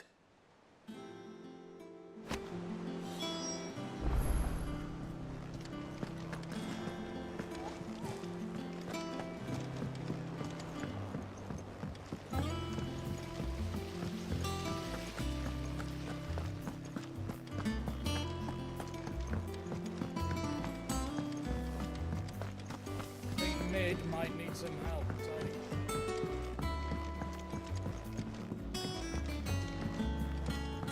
Well. Here, Sid. Reckon you might be just the man to help me out of a bit of bother, if you've a mind to. Let's hear it. Well, it's about this alembic the chief's got me making. Lovely bit of kit it is. Bung in a solution you want splitting, and it will separate it out, just like that. Problem is, it won't always get rid of all the impurities. And with some of the stuff we need it for, that ain't good enough. Which is why I've been looking for something to filter the liquid we'll be cooking off. And that's where I was hoping you could help me out. I imagine Ty could get some use out of this alembic too. Distilling medicines and the like. All right. Why not? Proper job! So what exactly do you need for this filter? Nothing but bomb ash'll do, says the chief. Gave me a sample she'd obtained from the university stores. Couldn't believe my eyes. You pour the blackest blight water through it, and it comes out clear as a mountain stream. So, I did a bit of reading about where I might be able to get hold of some. And do you know what I found out? It's only the blimmin' bones of a bomb king. They leave them behind when they die, see? I take it that's where I come in. If you wouldn't mind. I saw a billet on the hunt board for one just the other day. Would have gone myself, but, well, fighting dirty great balls of flame ain't exactly my forte. You, on the other hand... All right. I'll see what I can do. Thank you kindly. And good hunting, eh?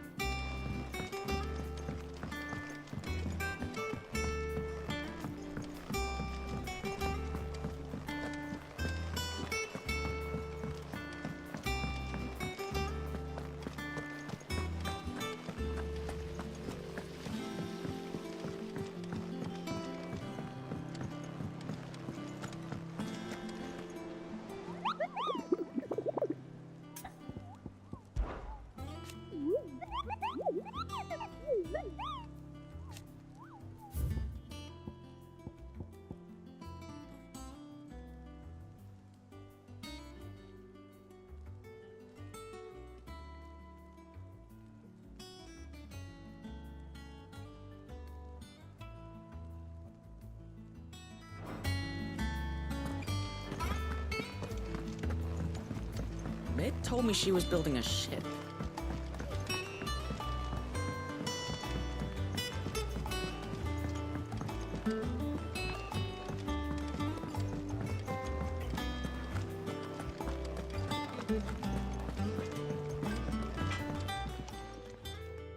Blackthorn, do you have a moment? Not really, no. This won't take long. I just wanted to ask how you're getting on. August was worried about you, that you might still be doubting your craft, even after learning the trick of that cuirass. Is there something else weighing on your mind? Perhaps sharing your thoughts might help. That bastard's like a dog with a bone. Still, you've got a keen eye, I'll give him that. He's just, well, Karen showed me something. Something I've never seen before. And that was? A sword. An odd-looking thing with a single-edged blade. The metal itself wasn't anything to write home about, but fuck me. The edge on it. You could slice a man clean in two with a weapon like that, and he'd be halfway home before he even realized he'd been cut. So that's what's troubling you? Nah. Not troubling me exactly. More distracting. Can't stop thinking, how do you get an edge that sharp? It's driving me mad. And if you knew how to do it, we could arm the curse breakers with even better blades. That's about the size of it, yeah. I'll see what I can find out. Sharper swords are always welcome. And we can't have our master blacksmith being distracted. You're a soft touch, you know that. But I can't say I'm not grateful for it. Good luck, eh? Thank you. Let's see what Karen knows about this sword.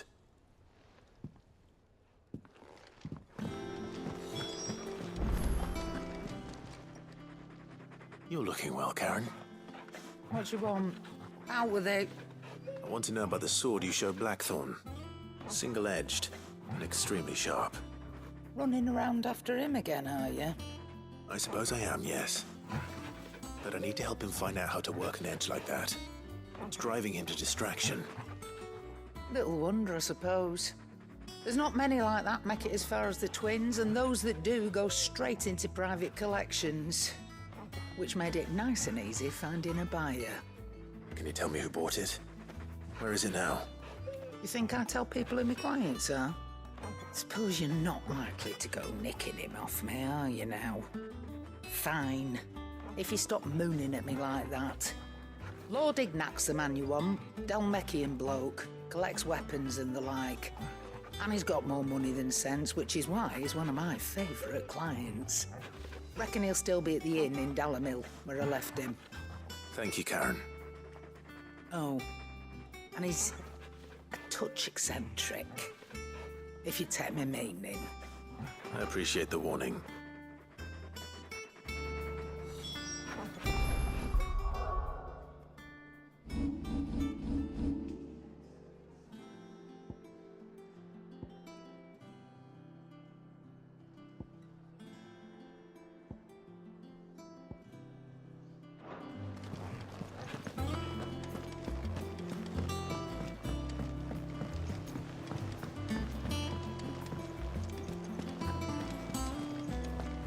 Is that the thing Tomes helped to do? Mid told me she was building a ship.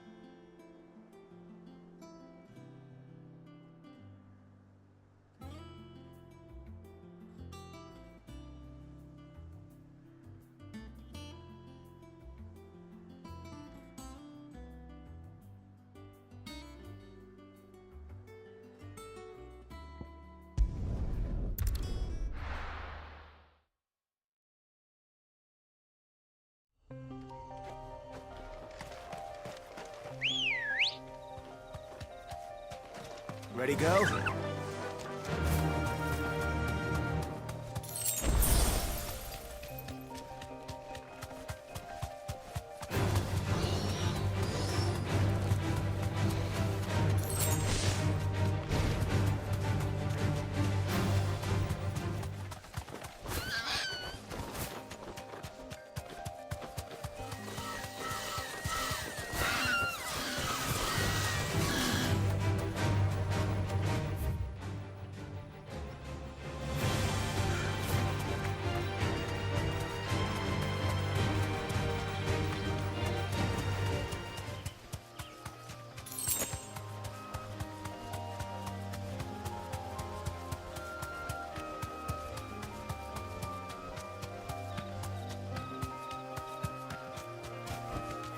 No need to ride from here.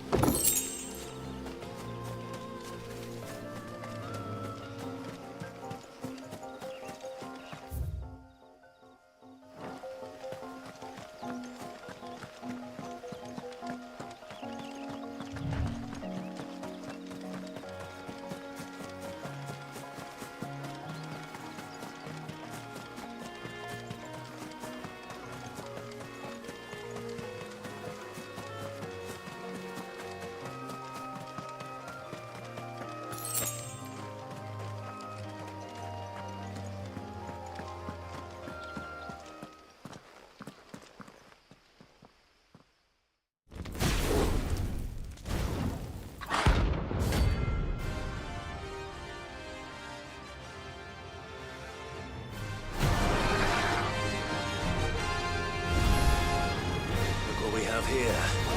Greetings, Your Majesty.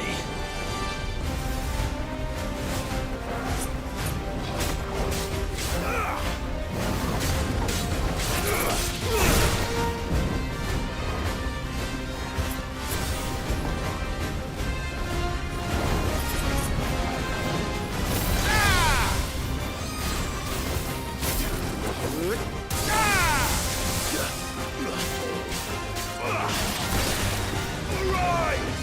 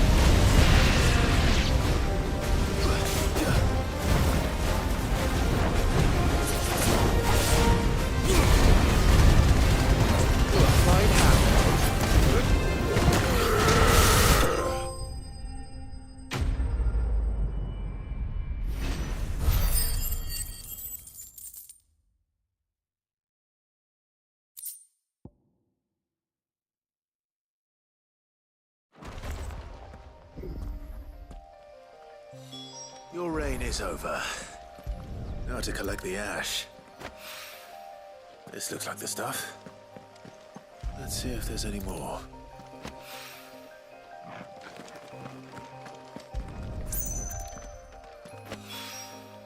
That should do it.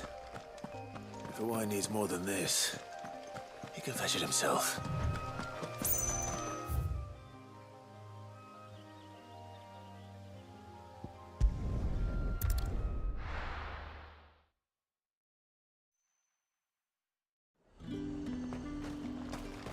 There's talk that the Glassgate flood has finally spread. Do you see anything you like? An excellent choice.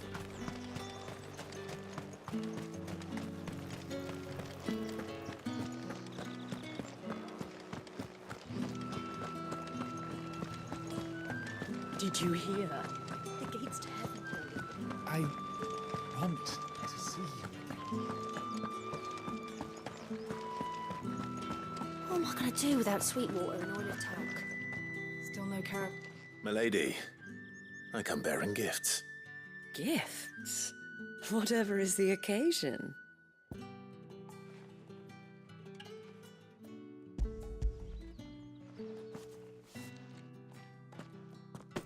Oh my.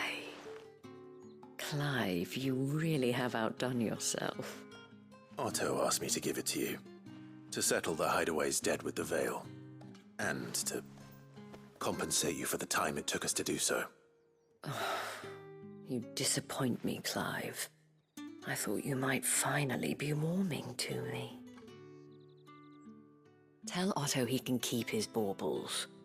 I tried to tell him as much the first time around. The man owes me nothing, nor does the Hideaway. My contribution to the restoration effort was made freely and willingly. It was the least I could do. You once told me Sid did you a kindness. I'd like to do the same. Please, accept it. For my sake. And for Otto's. For all of us. For all you've done. It is rather fetching, isn't it? Very well. Otto is lucky to have you, Clive. I doubt anything could ever replace his son. But you and the others at the Hideaway are the closest thing he has to family. Otto had a son. Long ago, yes. Sid told me Otto lost him when he was just a boy, and blamed himself for not being able to stop it.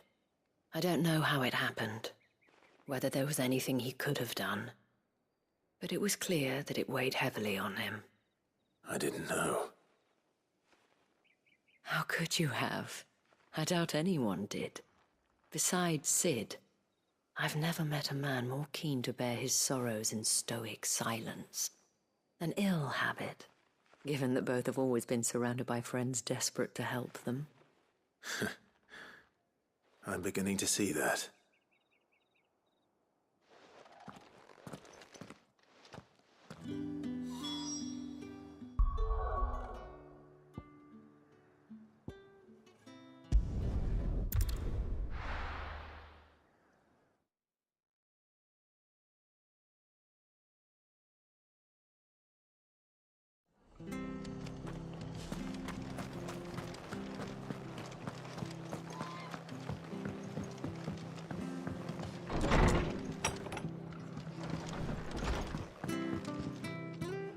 Clive, we weren't expecting you. I wasn't expecting to be here, but it seems we still owe you a considerable amount of coin for your help with our rebuilding efforts. And though I doubt it's what you were expecting, we were hoping you'd take this as payment.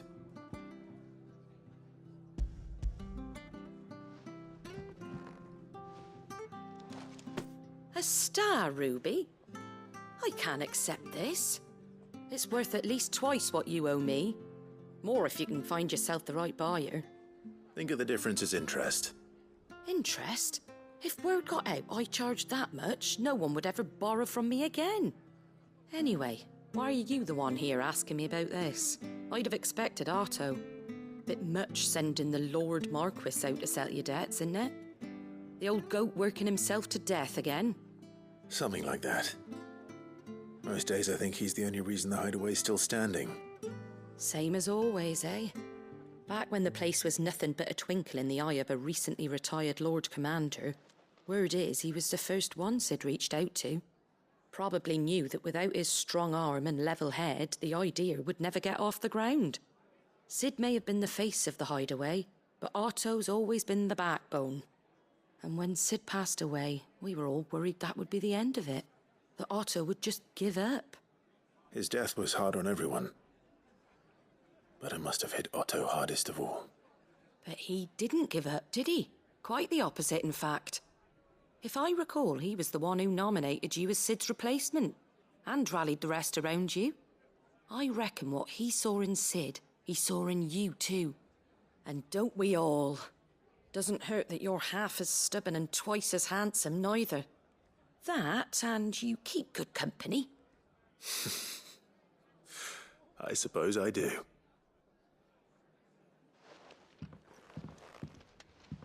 Goat will want to know the stones were delivered. If he's still with us.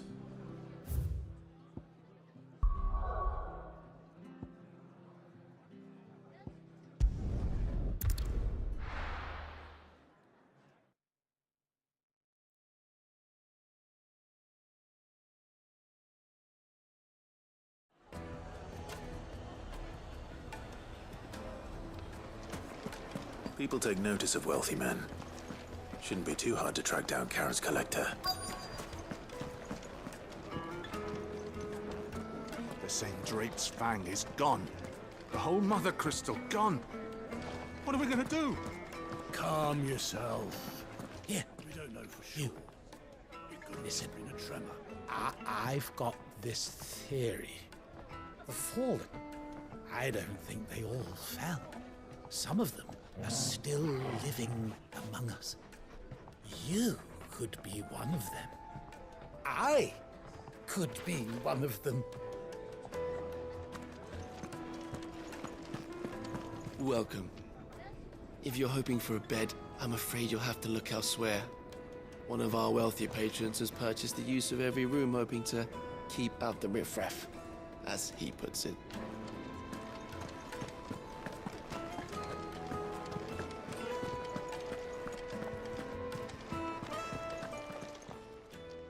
My reputation will be ruined! Ruined! Calm yourself, Lord Ignac, I beg of you, before you do yourself a mischief. Pardon the intrusion, but...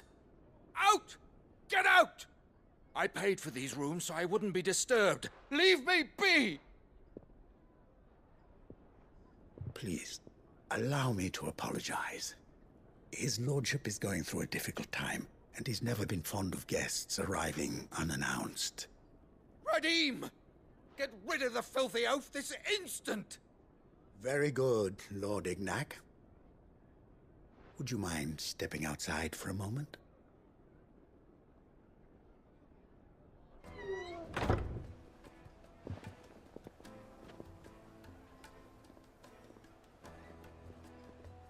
I'm sorry if I've caused you any trouble. That? No. That's just how his lordship is. Though the morning's events have left him somewhat fractious. He has been dispossessed of his luggage, you see. The thieves also made away with a considerable amount of coin. Coin the innkeeper will soon be keen to collect. I don't suppose a certain blade was among the stolen items. A single-edged sword. It was purchased from a merchant friend of mine. Ah, you know Lady Karen. Yes, I'm afraid it was. Then I'll retrieve Lord Ignac's luggage. But I have one condition. You have but to state it. You are welcome to anything that is within my power to grant. I want an audience with Lord Ignac. A few minutes should be enough. Then I'll be on my way. A condition I would be a fool to refuse. Of course, you shall have your audience. I don't suppose you saw where the thieves went? I did not, no. Though some discreet inquiries made on his lordship's behalf mean that I know where you might find them. The bandit's bed. Every ill-gotten coin in Dalamil is said to pass through that disreputable corner of the Valcroy. And that's where I'm heading. I shall speak to Lord Ignac in your absence, and arrange for an audience upon your triumphant return. That will be very kind of you. Farewell, and best of luck.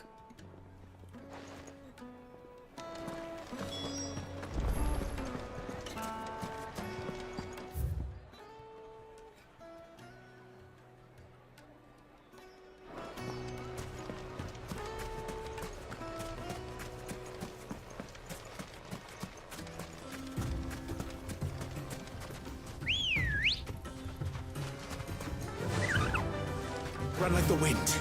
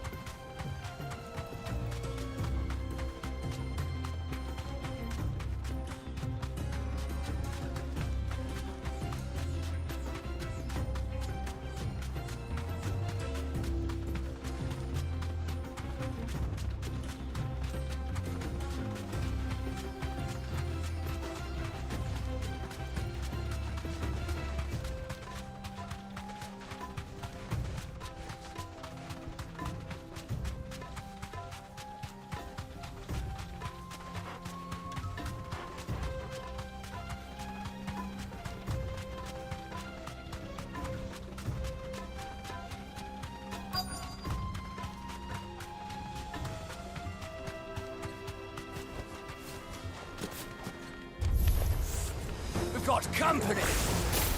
Come on, lads, let's tear the bastard's head off!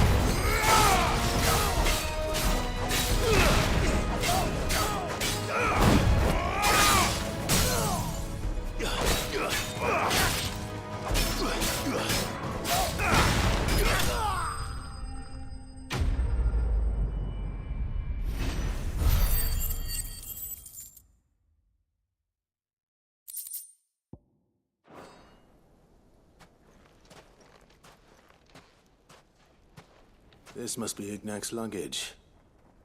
Nothing seems to be damaged. All right. Let's get it back to Dalamil.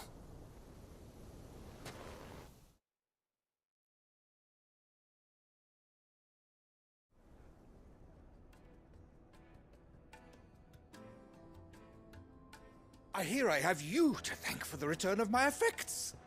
What shall I call you, my good man? Wyvern. Glad to make your acquaintance. A formidable name indeed. Well, Wyvern, I appear to be in your debt. Redeem here tells me you wished for an audience. Is that all? A few moments of your time should suffice, yes. You're a peculiar fellow, Wyvern. All right, speak. Master Wyvern was wondering if you could tell him about a certain single-edged sword you recently acquired. Oh, a true work of art, that one. Karen drove me hard on the price, but I would have sold her Radim here to get my hands on that sword. It was made in the Outer Isles, far beyond the Twins, and is used exclusively by the practitioners of a unique school of swordsmanship. They believe no combat should ever exceed a single strike, and hone their blades to such perfection that none ever does. Each sword is made for that one perfect stroke, and for that stroke only. They crack upon a second blow. There's a brutal sort of beauty to it, really. But how do they hone such an edge? Fine question. Why, they use a whetstone, of course. Whetstones, rather. A whole array of them, ranging from the coarse to the fine. 10,000 licks with the sharpening stone, then 10,000 more. But it is the final stone which lends the blade its legendary sharpness. A mineral quite foreign to this great realm of ours. And that is the key. The secret ingredient. Wyvern, it occurs to me that my little lecture is hardly equal to services rendered. Take this, together with my regards. The very stone of which I spoke, far rarer among collectors than even the blade itself, and a far more fitting payment. Thank you. Pardon the intrusion, my lordship. However, it is long past time we prepared ourselves to depart. So it is. I am locked in bitter competition with a rival collector of curiosities. I am one step ahead of the unscrupulous scoundrel, but he is hard at my heels. Are there many other collectors out there? Too many to count, but only one do I consider my nemesis. Lord Byron Rosfield, and is a perennial thorn in my side. I can imagine. Farewell, Wyvern. May our paths cross again. Radim, we mustn't dawdle.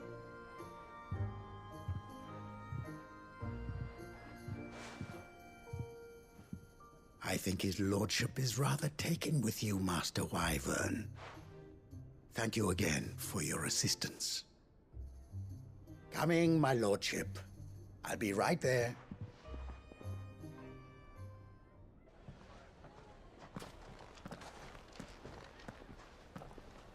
Trust Uncle Byron to find such an interesting rival. Now, let's see what Blackthorn makes of this whetstone, shall we?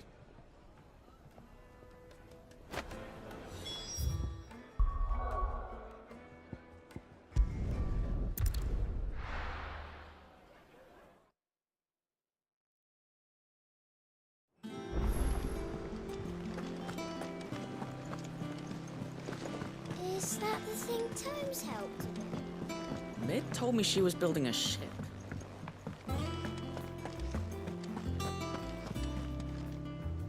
Goat.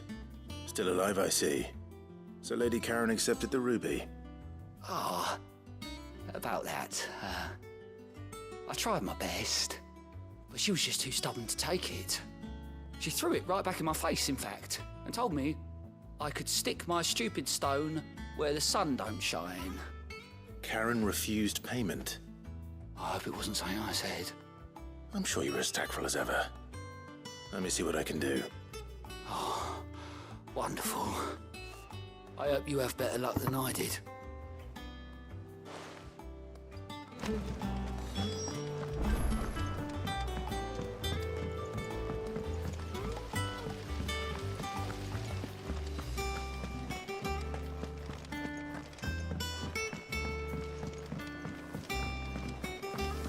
Mid might need some help.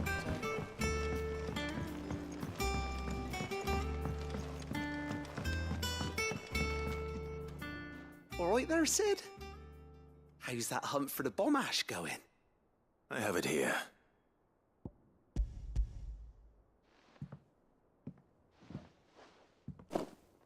That's the stuff! And plenty of it, too. Enough to keep the Alembic bubbling away for a good old while. You're a gent, Sid. Let none say otherwise. Right then, let's get this contraption up and running.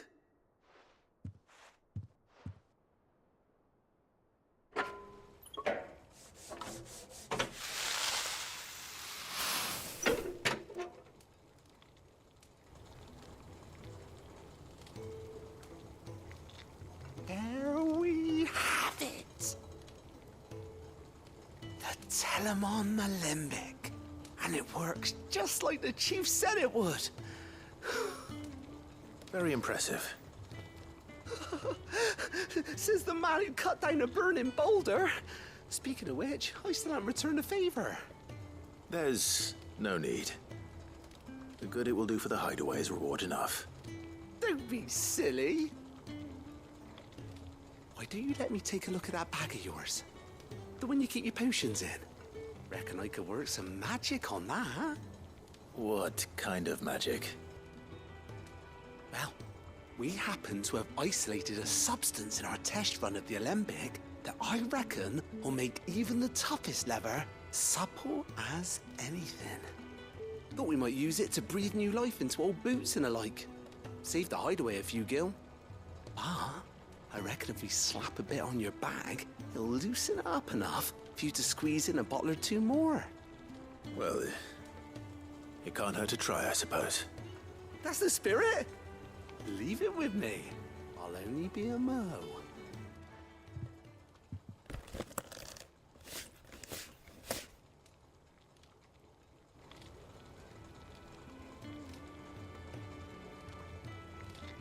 Well, what do you reckon? It certainly feels more flexible. Right? Told you. Thank you. I think. No. Thank you for supporting Mid and the rest of us in our endeavors. Without you, we'd never have been able to discover wonders like that stuff I rubbed on your bag. And I'm telling you, there's plenty more where that came from.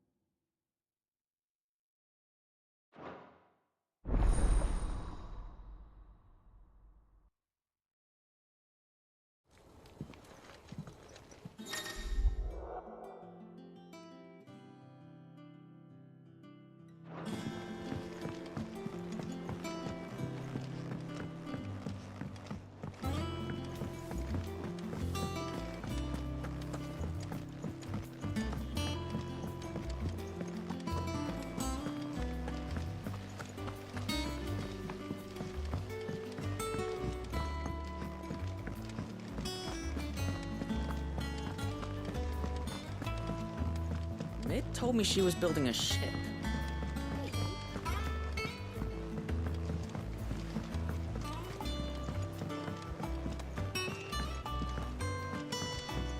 Impressive, isn't it? I can't wait to see how the rest of the vessel looks.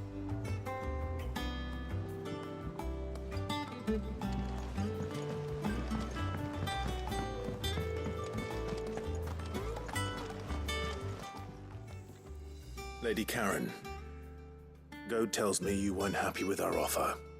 Would you prefer the debt was repaid in coin? What debt? I don't recall lending any of you lot me hard-earned gil. I may have tossed a talent or two in the Hideaway's coffers, but those were donations, and you can hardly call it charity if you go asking for it back. Of course not. But one good turn deserves another. And our circumstances have changed. Surely you wouldn't shun the gratitude of a pauper who happened to have become a prince. Oh, So you're a prince now, are you? Fine. But I'm selling it and taking what I'm owed, then you're getting the rest whether you like it or not.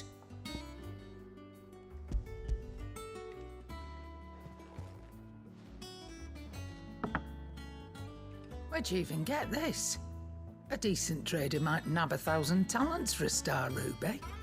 A canny one, meanwhile, might claim it were nicked from the belt of Sid the Outlaw himself and ask twice as much. Might be I already have a buyer in mind. Might be you even know her. A fine continental maid whose beauty's only eclipsed by a guile in commerce. You wouldn't mind, would you? Not at all. Just be sure to tell her that it's always a pleasure doing business.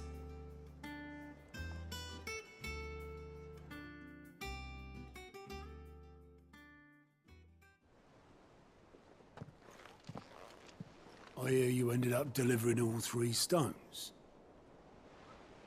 Thanks to this lump. I sometimes wonder what I pay you for. Speaking of which, I still haven't been paid last month's wages. Oh, so you remember what's owed to you then? Get your ass behind that disc of yours and don't get up before those ledgers are square. Right away.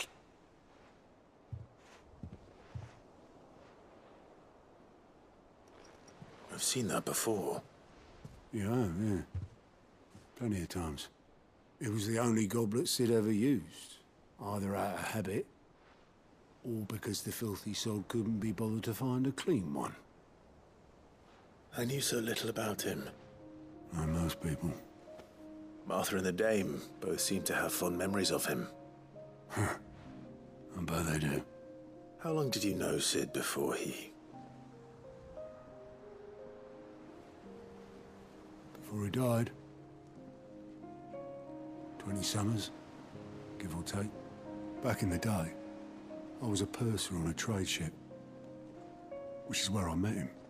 He bought passage to... I forget where. And having nothing better to do on the long nights, we set up drinking island rum till the morning bell dragged me back to my duties. Quit my post not long after that. On account of making a fine maiden's belly fat. But me and Sid stayed close, promising we'd one day sail the seas again. That was before fate stepped in and said she was having none of it. The magic woke inside my son soon after his first name day, and there was no hiding his knack. Couldn't you and your family have... My family were the ones who summoned the constable, wanted the monster taken away. I couldn't turn my back on him, forget what I felt, and I couldn't for the life of me understand how they could. Luckily, Sid was of the same mind as me. It was him who stood beside me when all I wanted was to tear the whole world down. Him who cried for me when I had no tears left of my own. Him who swore he'd do everything he could to stop it from happening again. And he was true to his word, too. Left the Royal Army once and for all. His ranks, his ribbons, gone. Just like that. Threw away everything he had. All to right a wrong that no one else had the courage to face. I knew then I'd follow that man to the ends of the earth.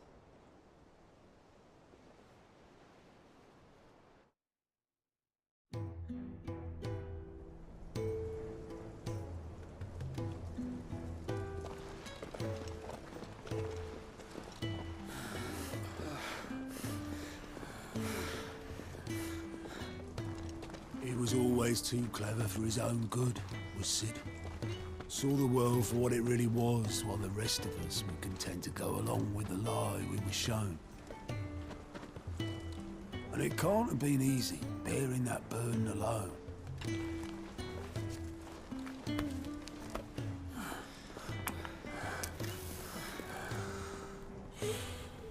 But he didn't let it stop him. He he never lost faith in what he believed was right. And that gave us faith in him. Faith he'd steer us true. So I swore to myself that I'd always be right behind him, ready to catch the stubborn sod, if ever he should fall.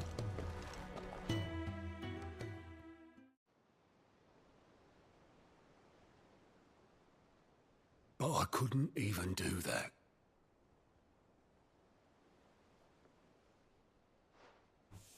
Ignore me. Just the ramblings of a tired old man. Leave that lot. I'll tidy it up in a bit.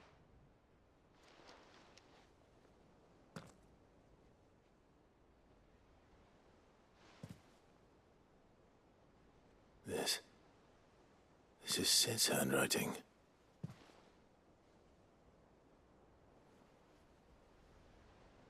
Dear Otto. I may be drunk, but I wanted you to know this place would be fucked without you. Love you, you grumpy old sod.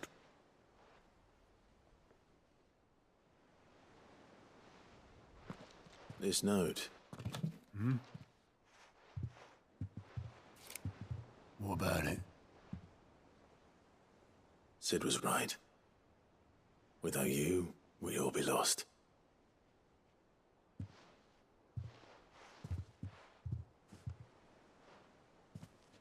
He should have bloody well said so then. Just once. Before he went. But then, why would he? Him, or anyone? I'd only have told him to piss off.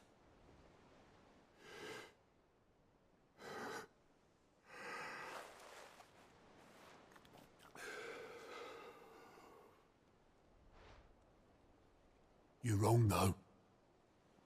Both of you. It was never just me keeping the Hideaway afloat. It was all of us. I just shoved people in the right direction, and I barely seem to be able to do that anymore.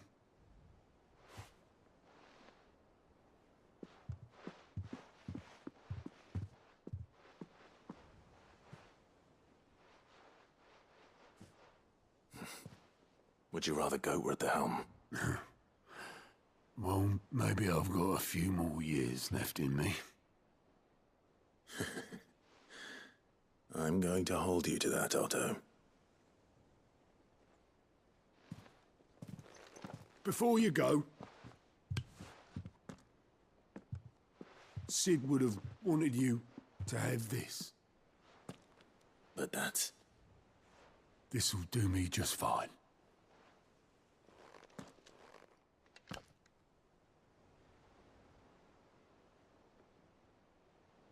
Thanks for the ray of sunshine. I'll see if I can't pay you back. Already have.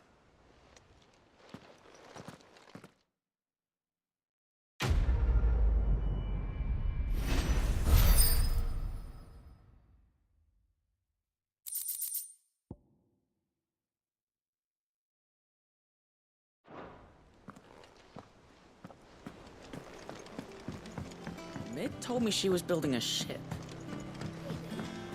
Is that the thing Tomes helped?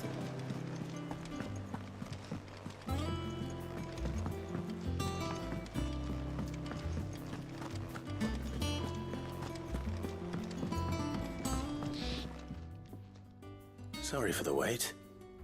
But hopefully you'll agree it was worth it. You learned something about that sword then? I did better than that.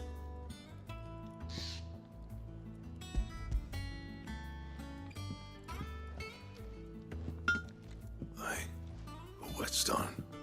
Yes. But not one you'll find anywhere in Valisthea.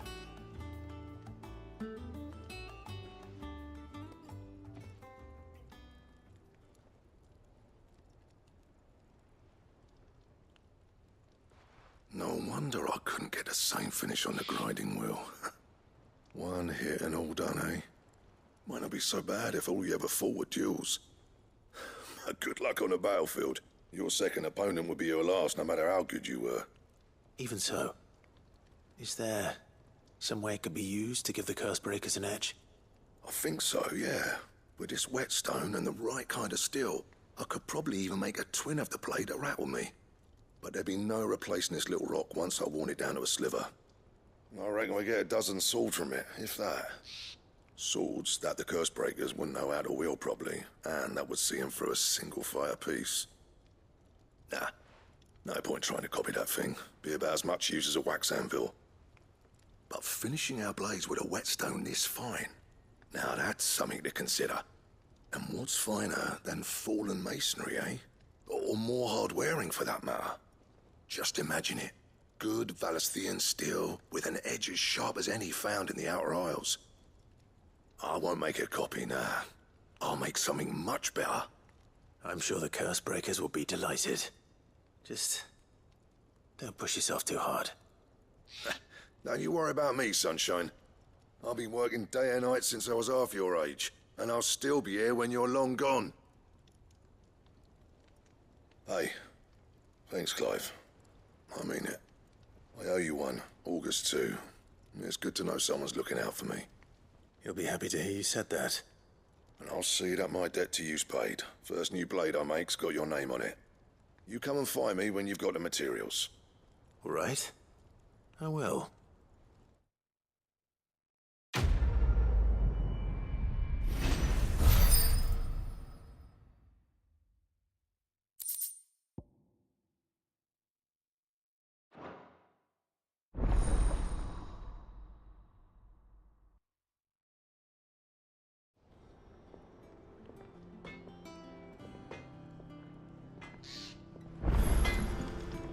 Back, are ya? What's that for you, dear?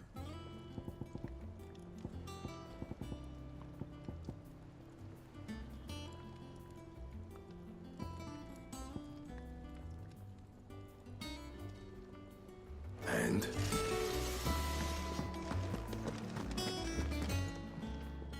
Well, don't just stand there gawping.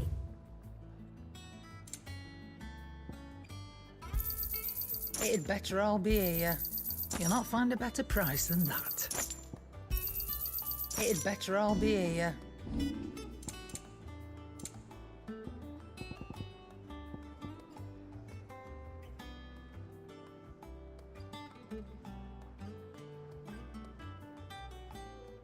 Is that all?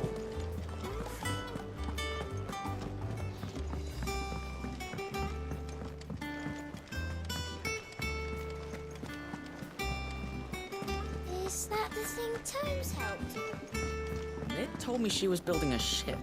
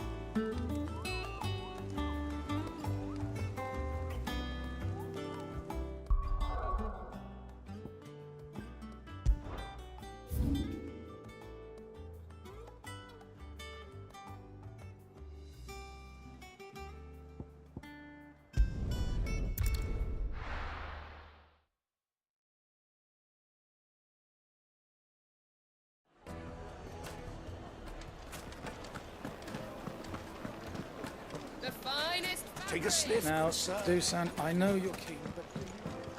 Oh, where did all know? Made from the stoutest stoneware.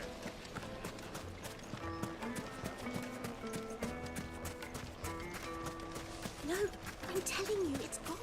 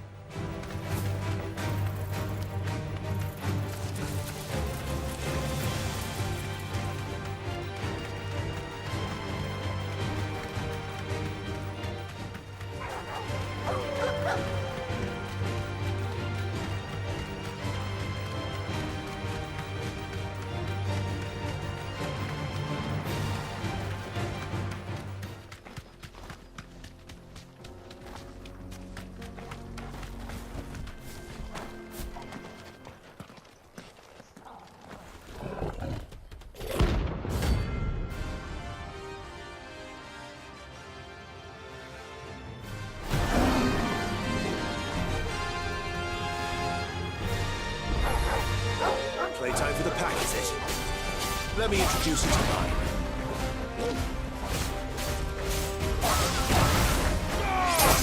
It's over!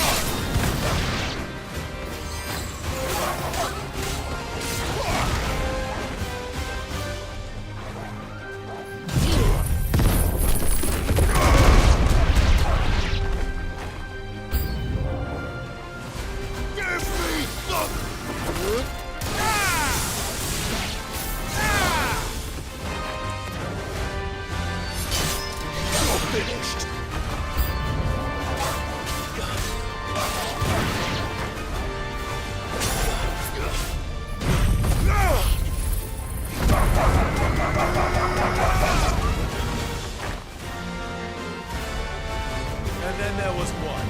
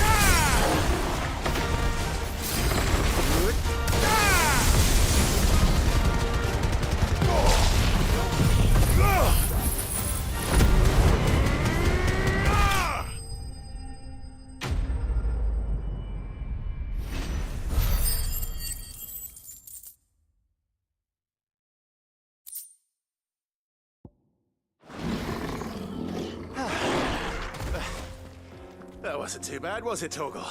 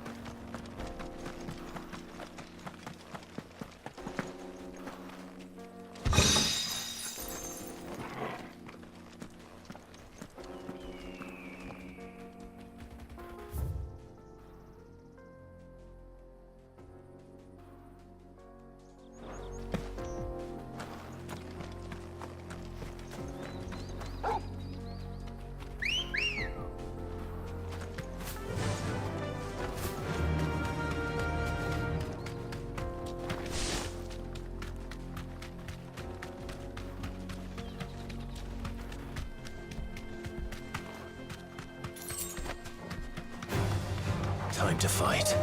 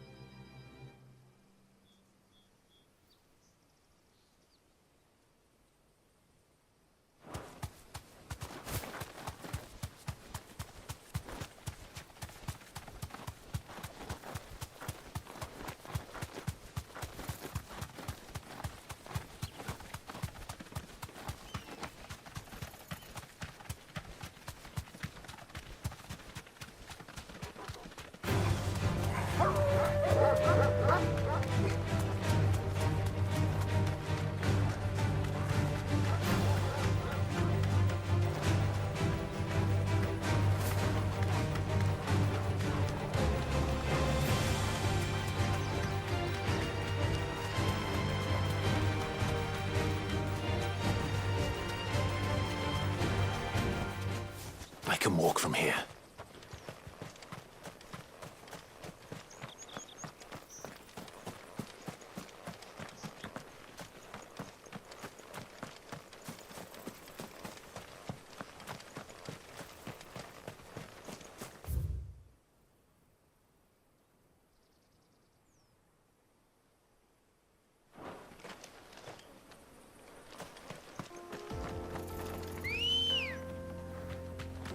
Come on.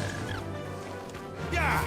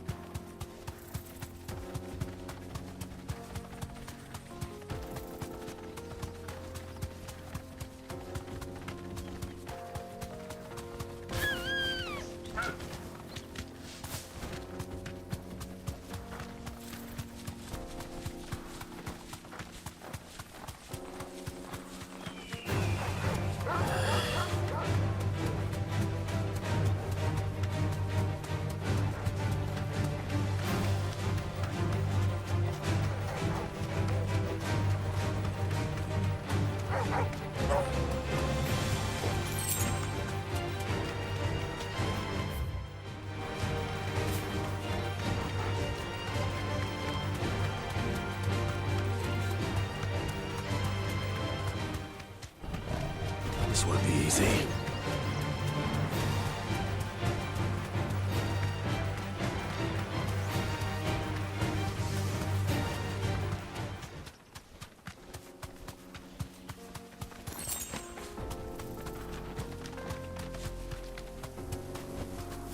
You deserve a rest.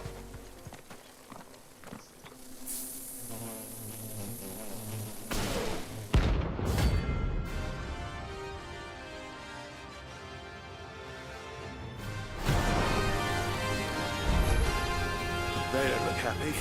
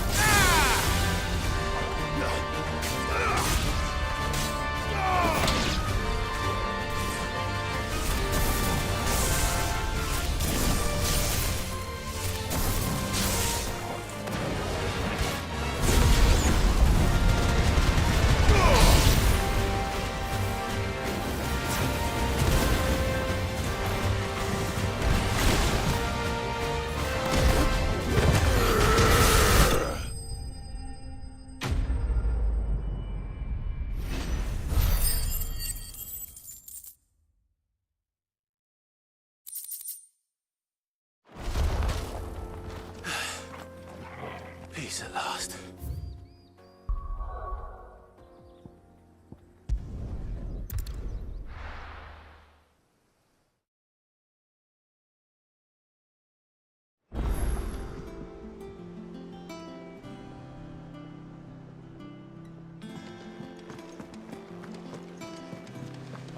Is that the thing Tomes helped to build? Mid told me she was building a ship. Really?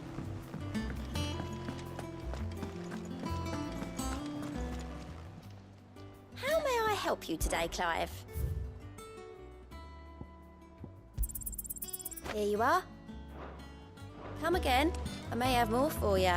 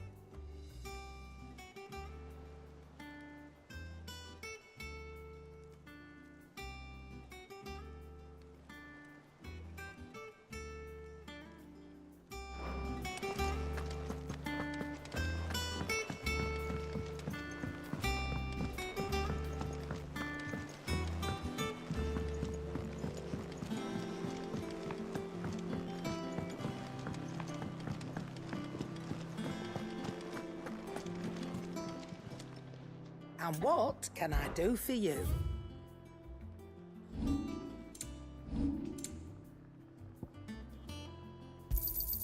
You're rubbing me blind, you know. Well, don't just stand there gawping.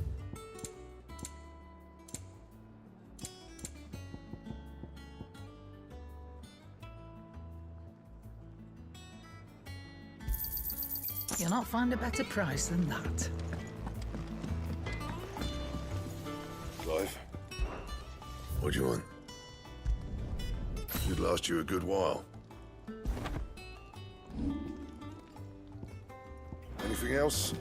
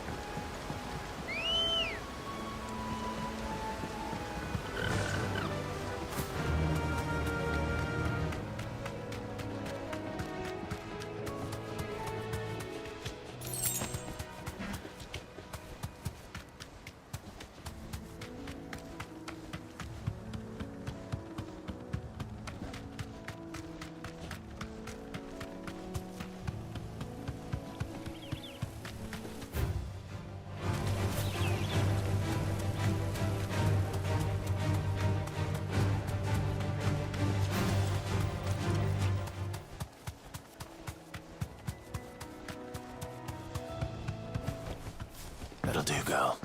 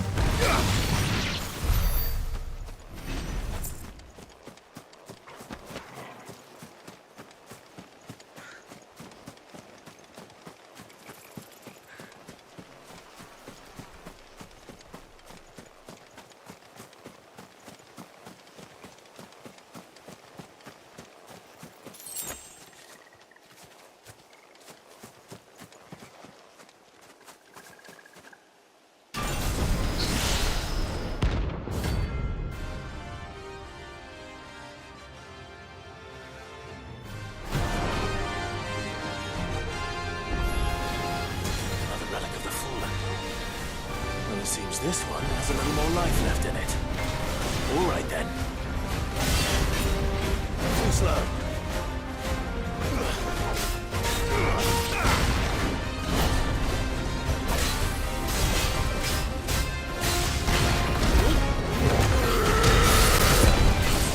Let's try.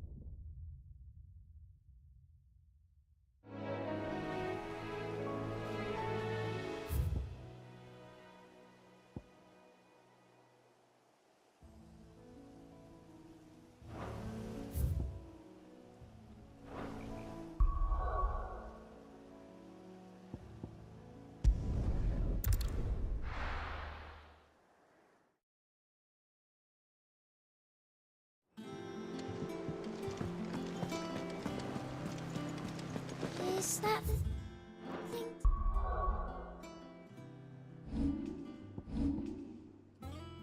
Who's helped to build? Mid told me she was building a ship. Really? That's a ship. All right, Clive. Asterix. We'd finished sending half the Hideaway traipsing across the twins, has she? I swear, that girl'd do anything to put off visiting her old dad's grave. No excuses now, though, eh? Not quite. She said there was one final thing she had to take care of. I'm sure she'll be finished soon enough. She said that? In those words? She did, yes. Clive? Were you born yesterday or something? There is no thing. She'll probably be halfway to Canva by now. Mid. I might still be able to catch her.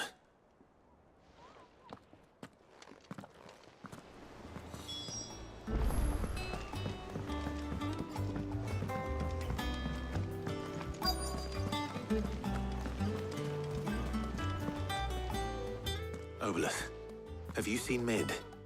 Yep. In a boat, going that way. Then I'm too late. You in a hurry and all, are you? Oh, I offered to take her across, but she wouldn't wait. Just paid for a dinghy and rowed off.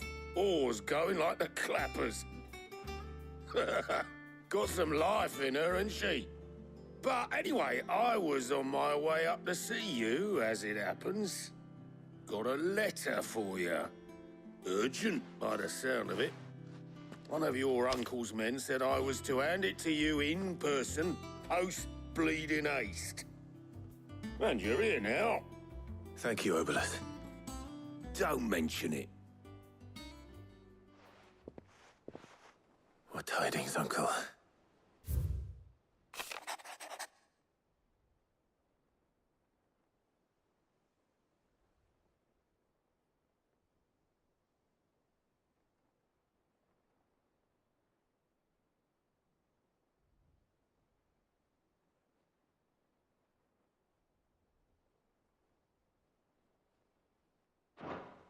Trouble in Canva.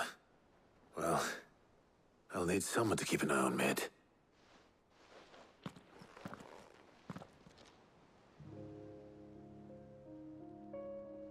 So what?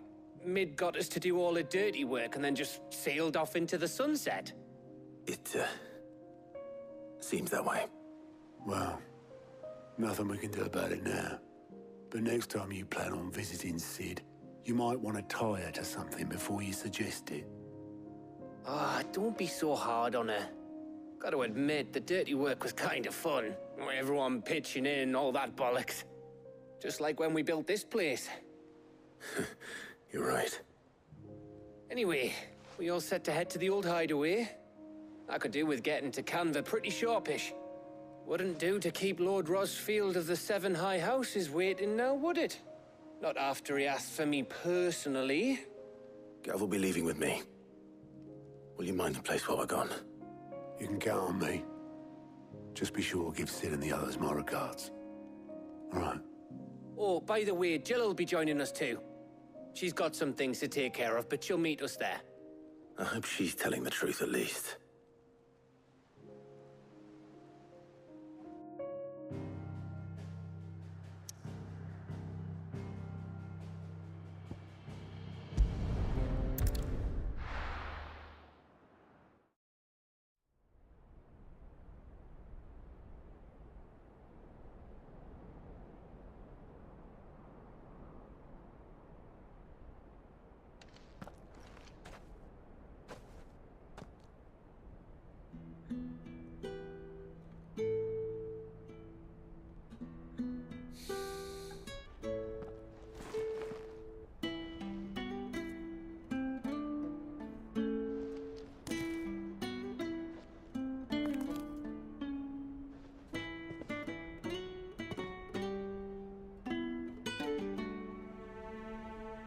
Well, Sid, I remember what you told me. That if no one is listening to what you have to say, you may as well not say it.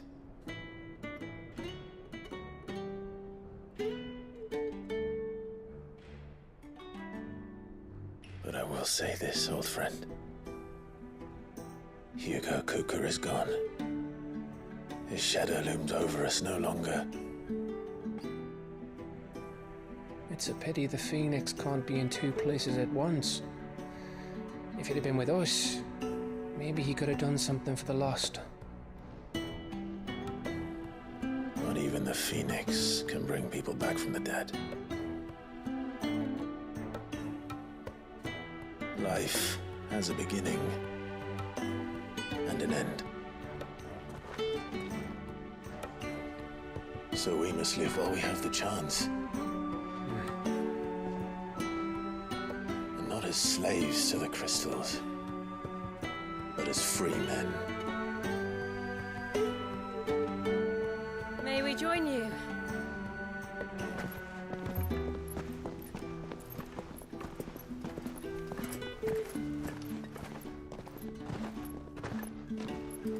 Lady Karen, what a pleasant surprise. I thought I'd drop by and see how you were all doing before heading off to restock my supplies.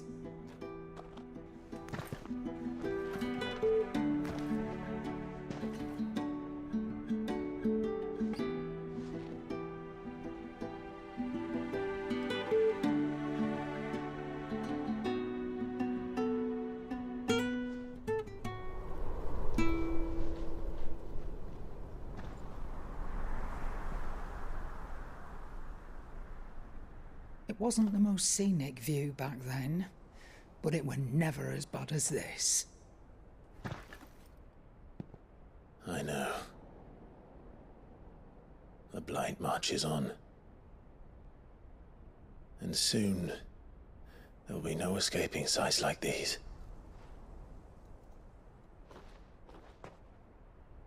So our mission remains unchanged. We cannot stop until every mother crystal is gone, and their thirst for ether with them.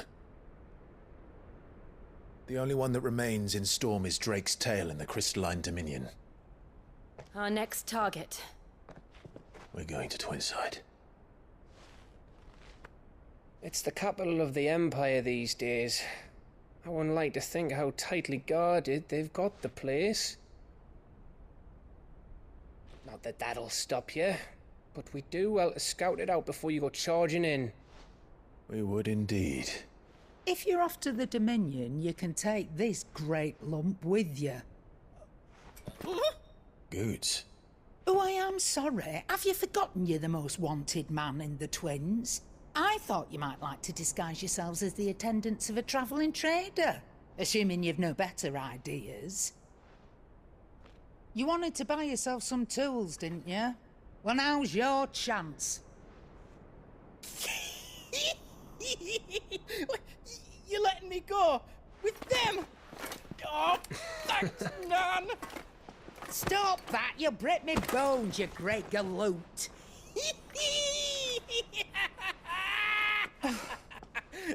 There's a caravan that runs back and forth between the Dominion and the Bocklad markets. It's managed by the Merchants Guild. Just show them Goots' traders pass and you'll be on your way. It'll be a damn sight less risky than footing it the length of the Crystal Road. That's for sure. Thank you, Karen. And glad to have you with us, Goots. Okay then. I'll get me things and I'll meet yous there. See yous down in Bocklad. Get off! Me poor fingers! Jill, you're with me. Understood. And Gav? Already on my way, Captain. Be careful. Aren't I always?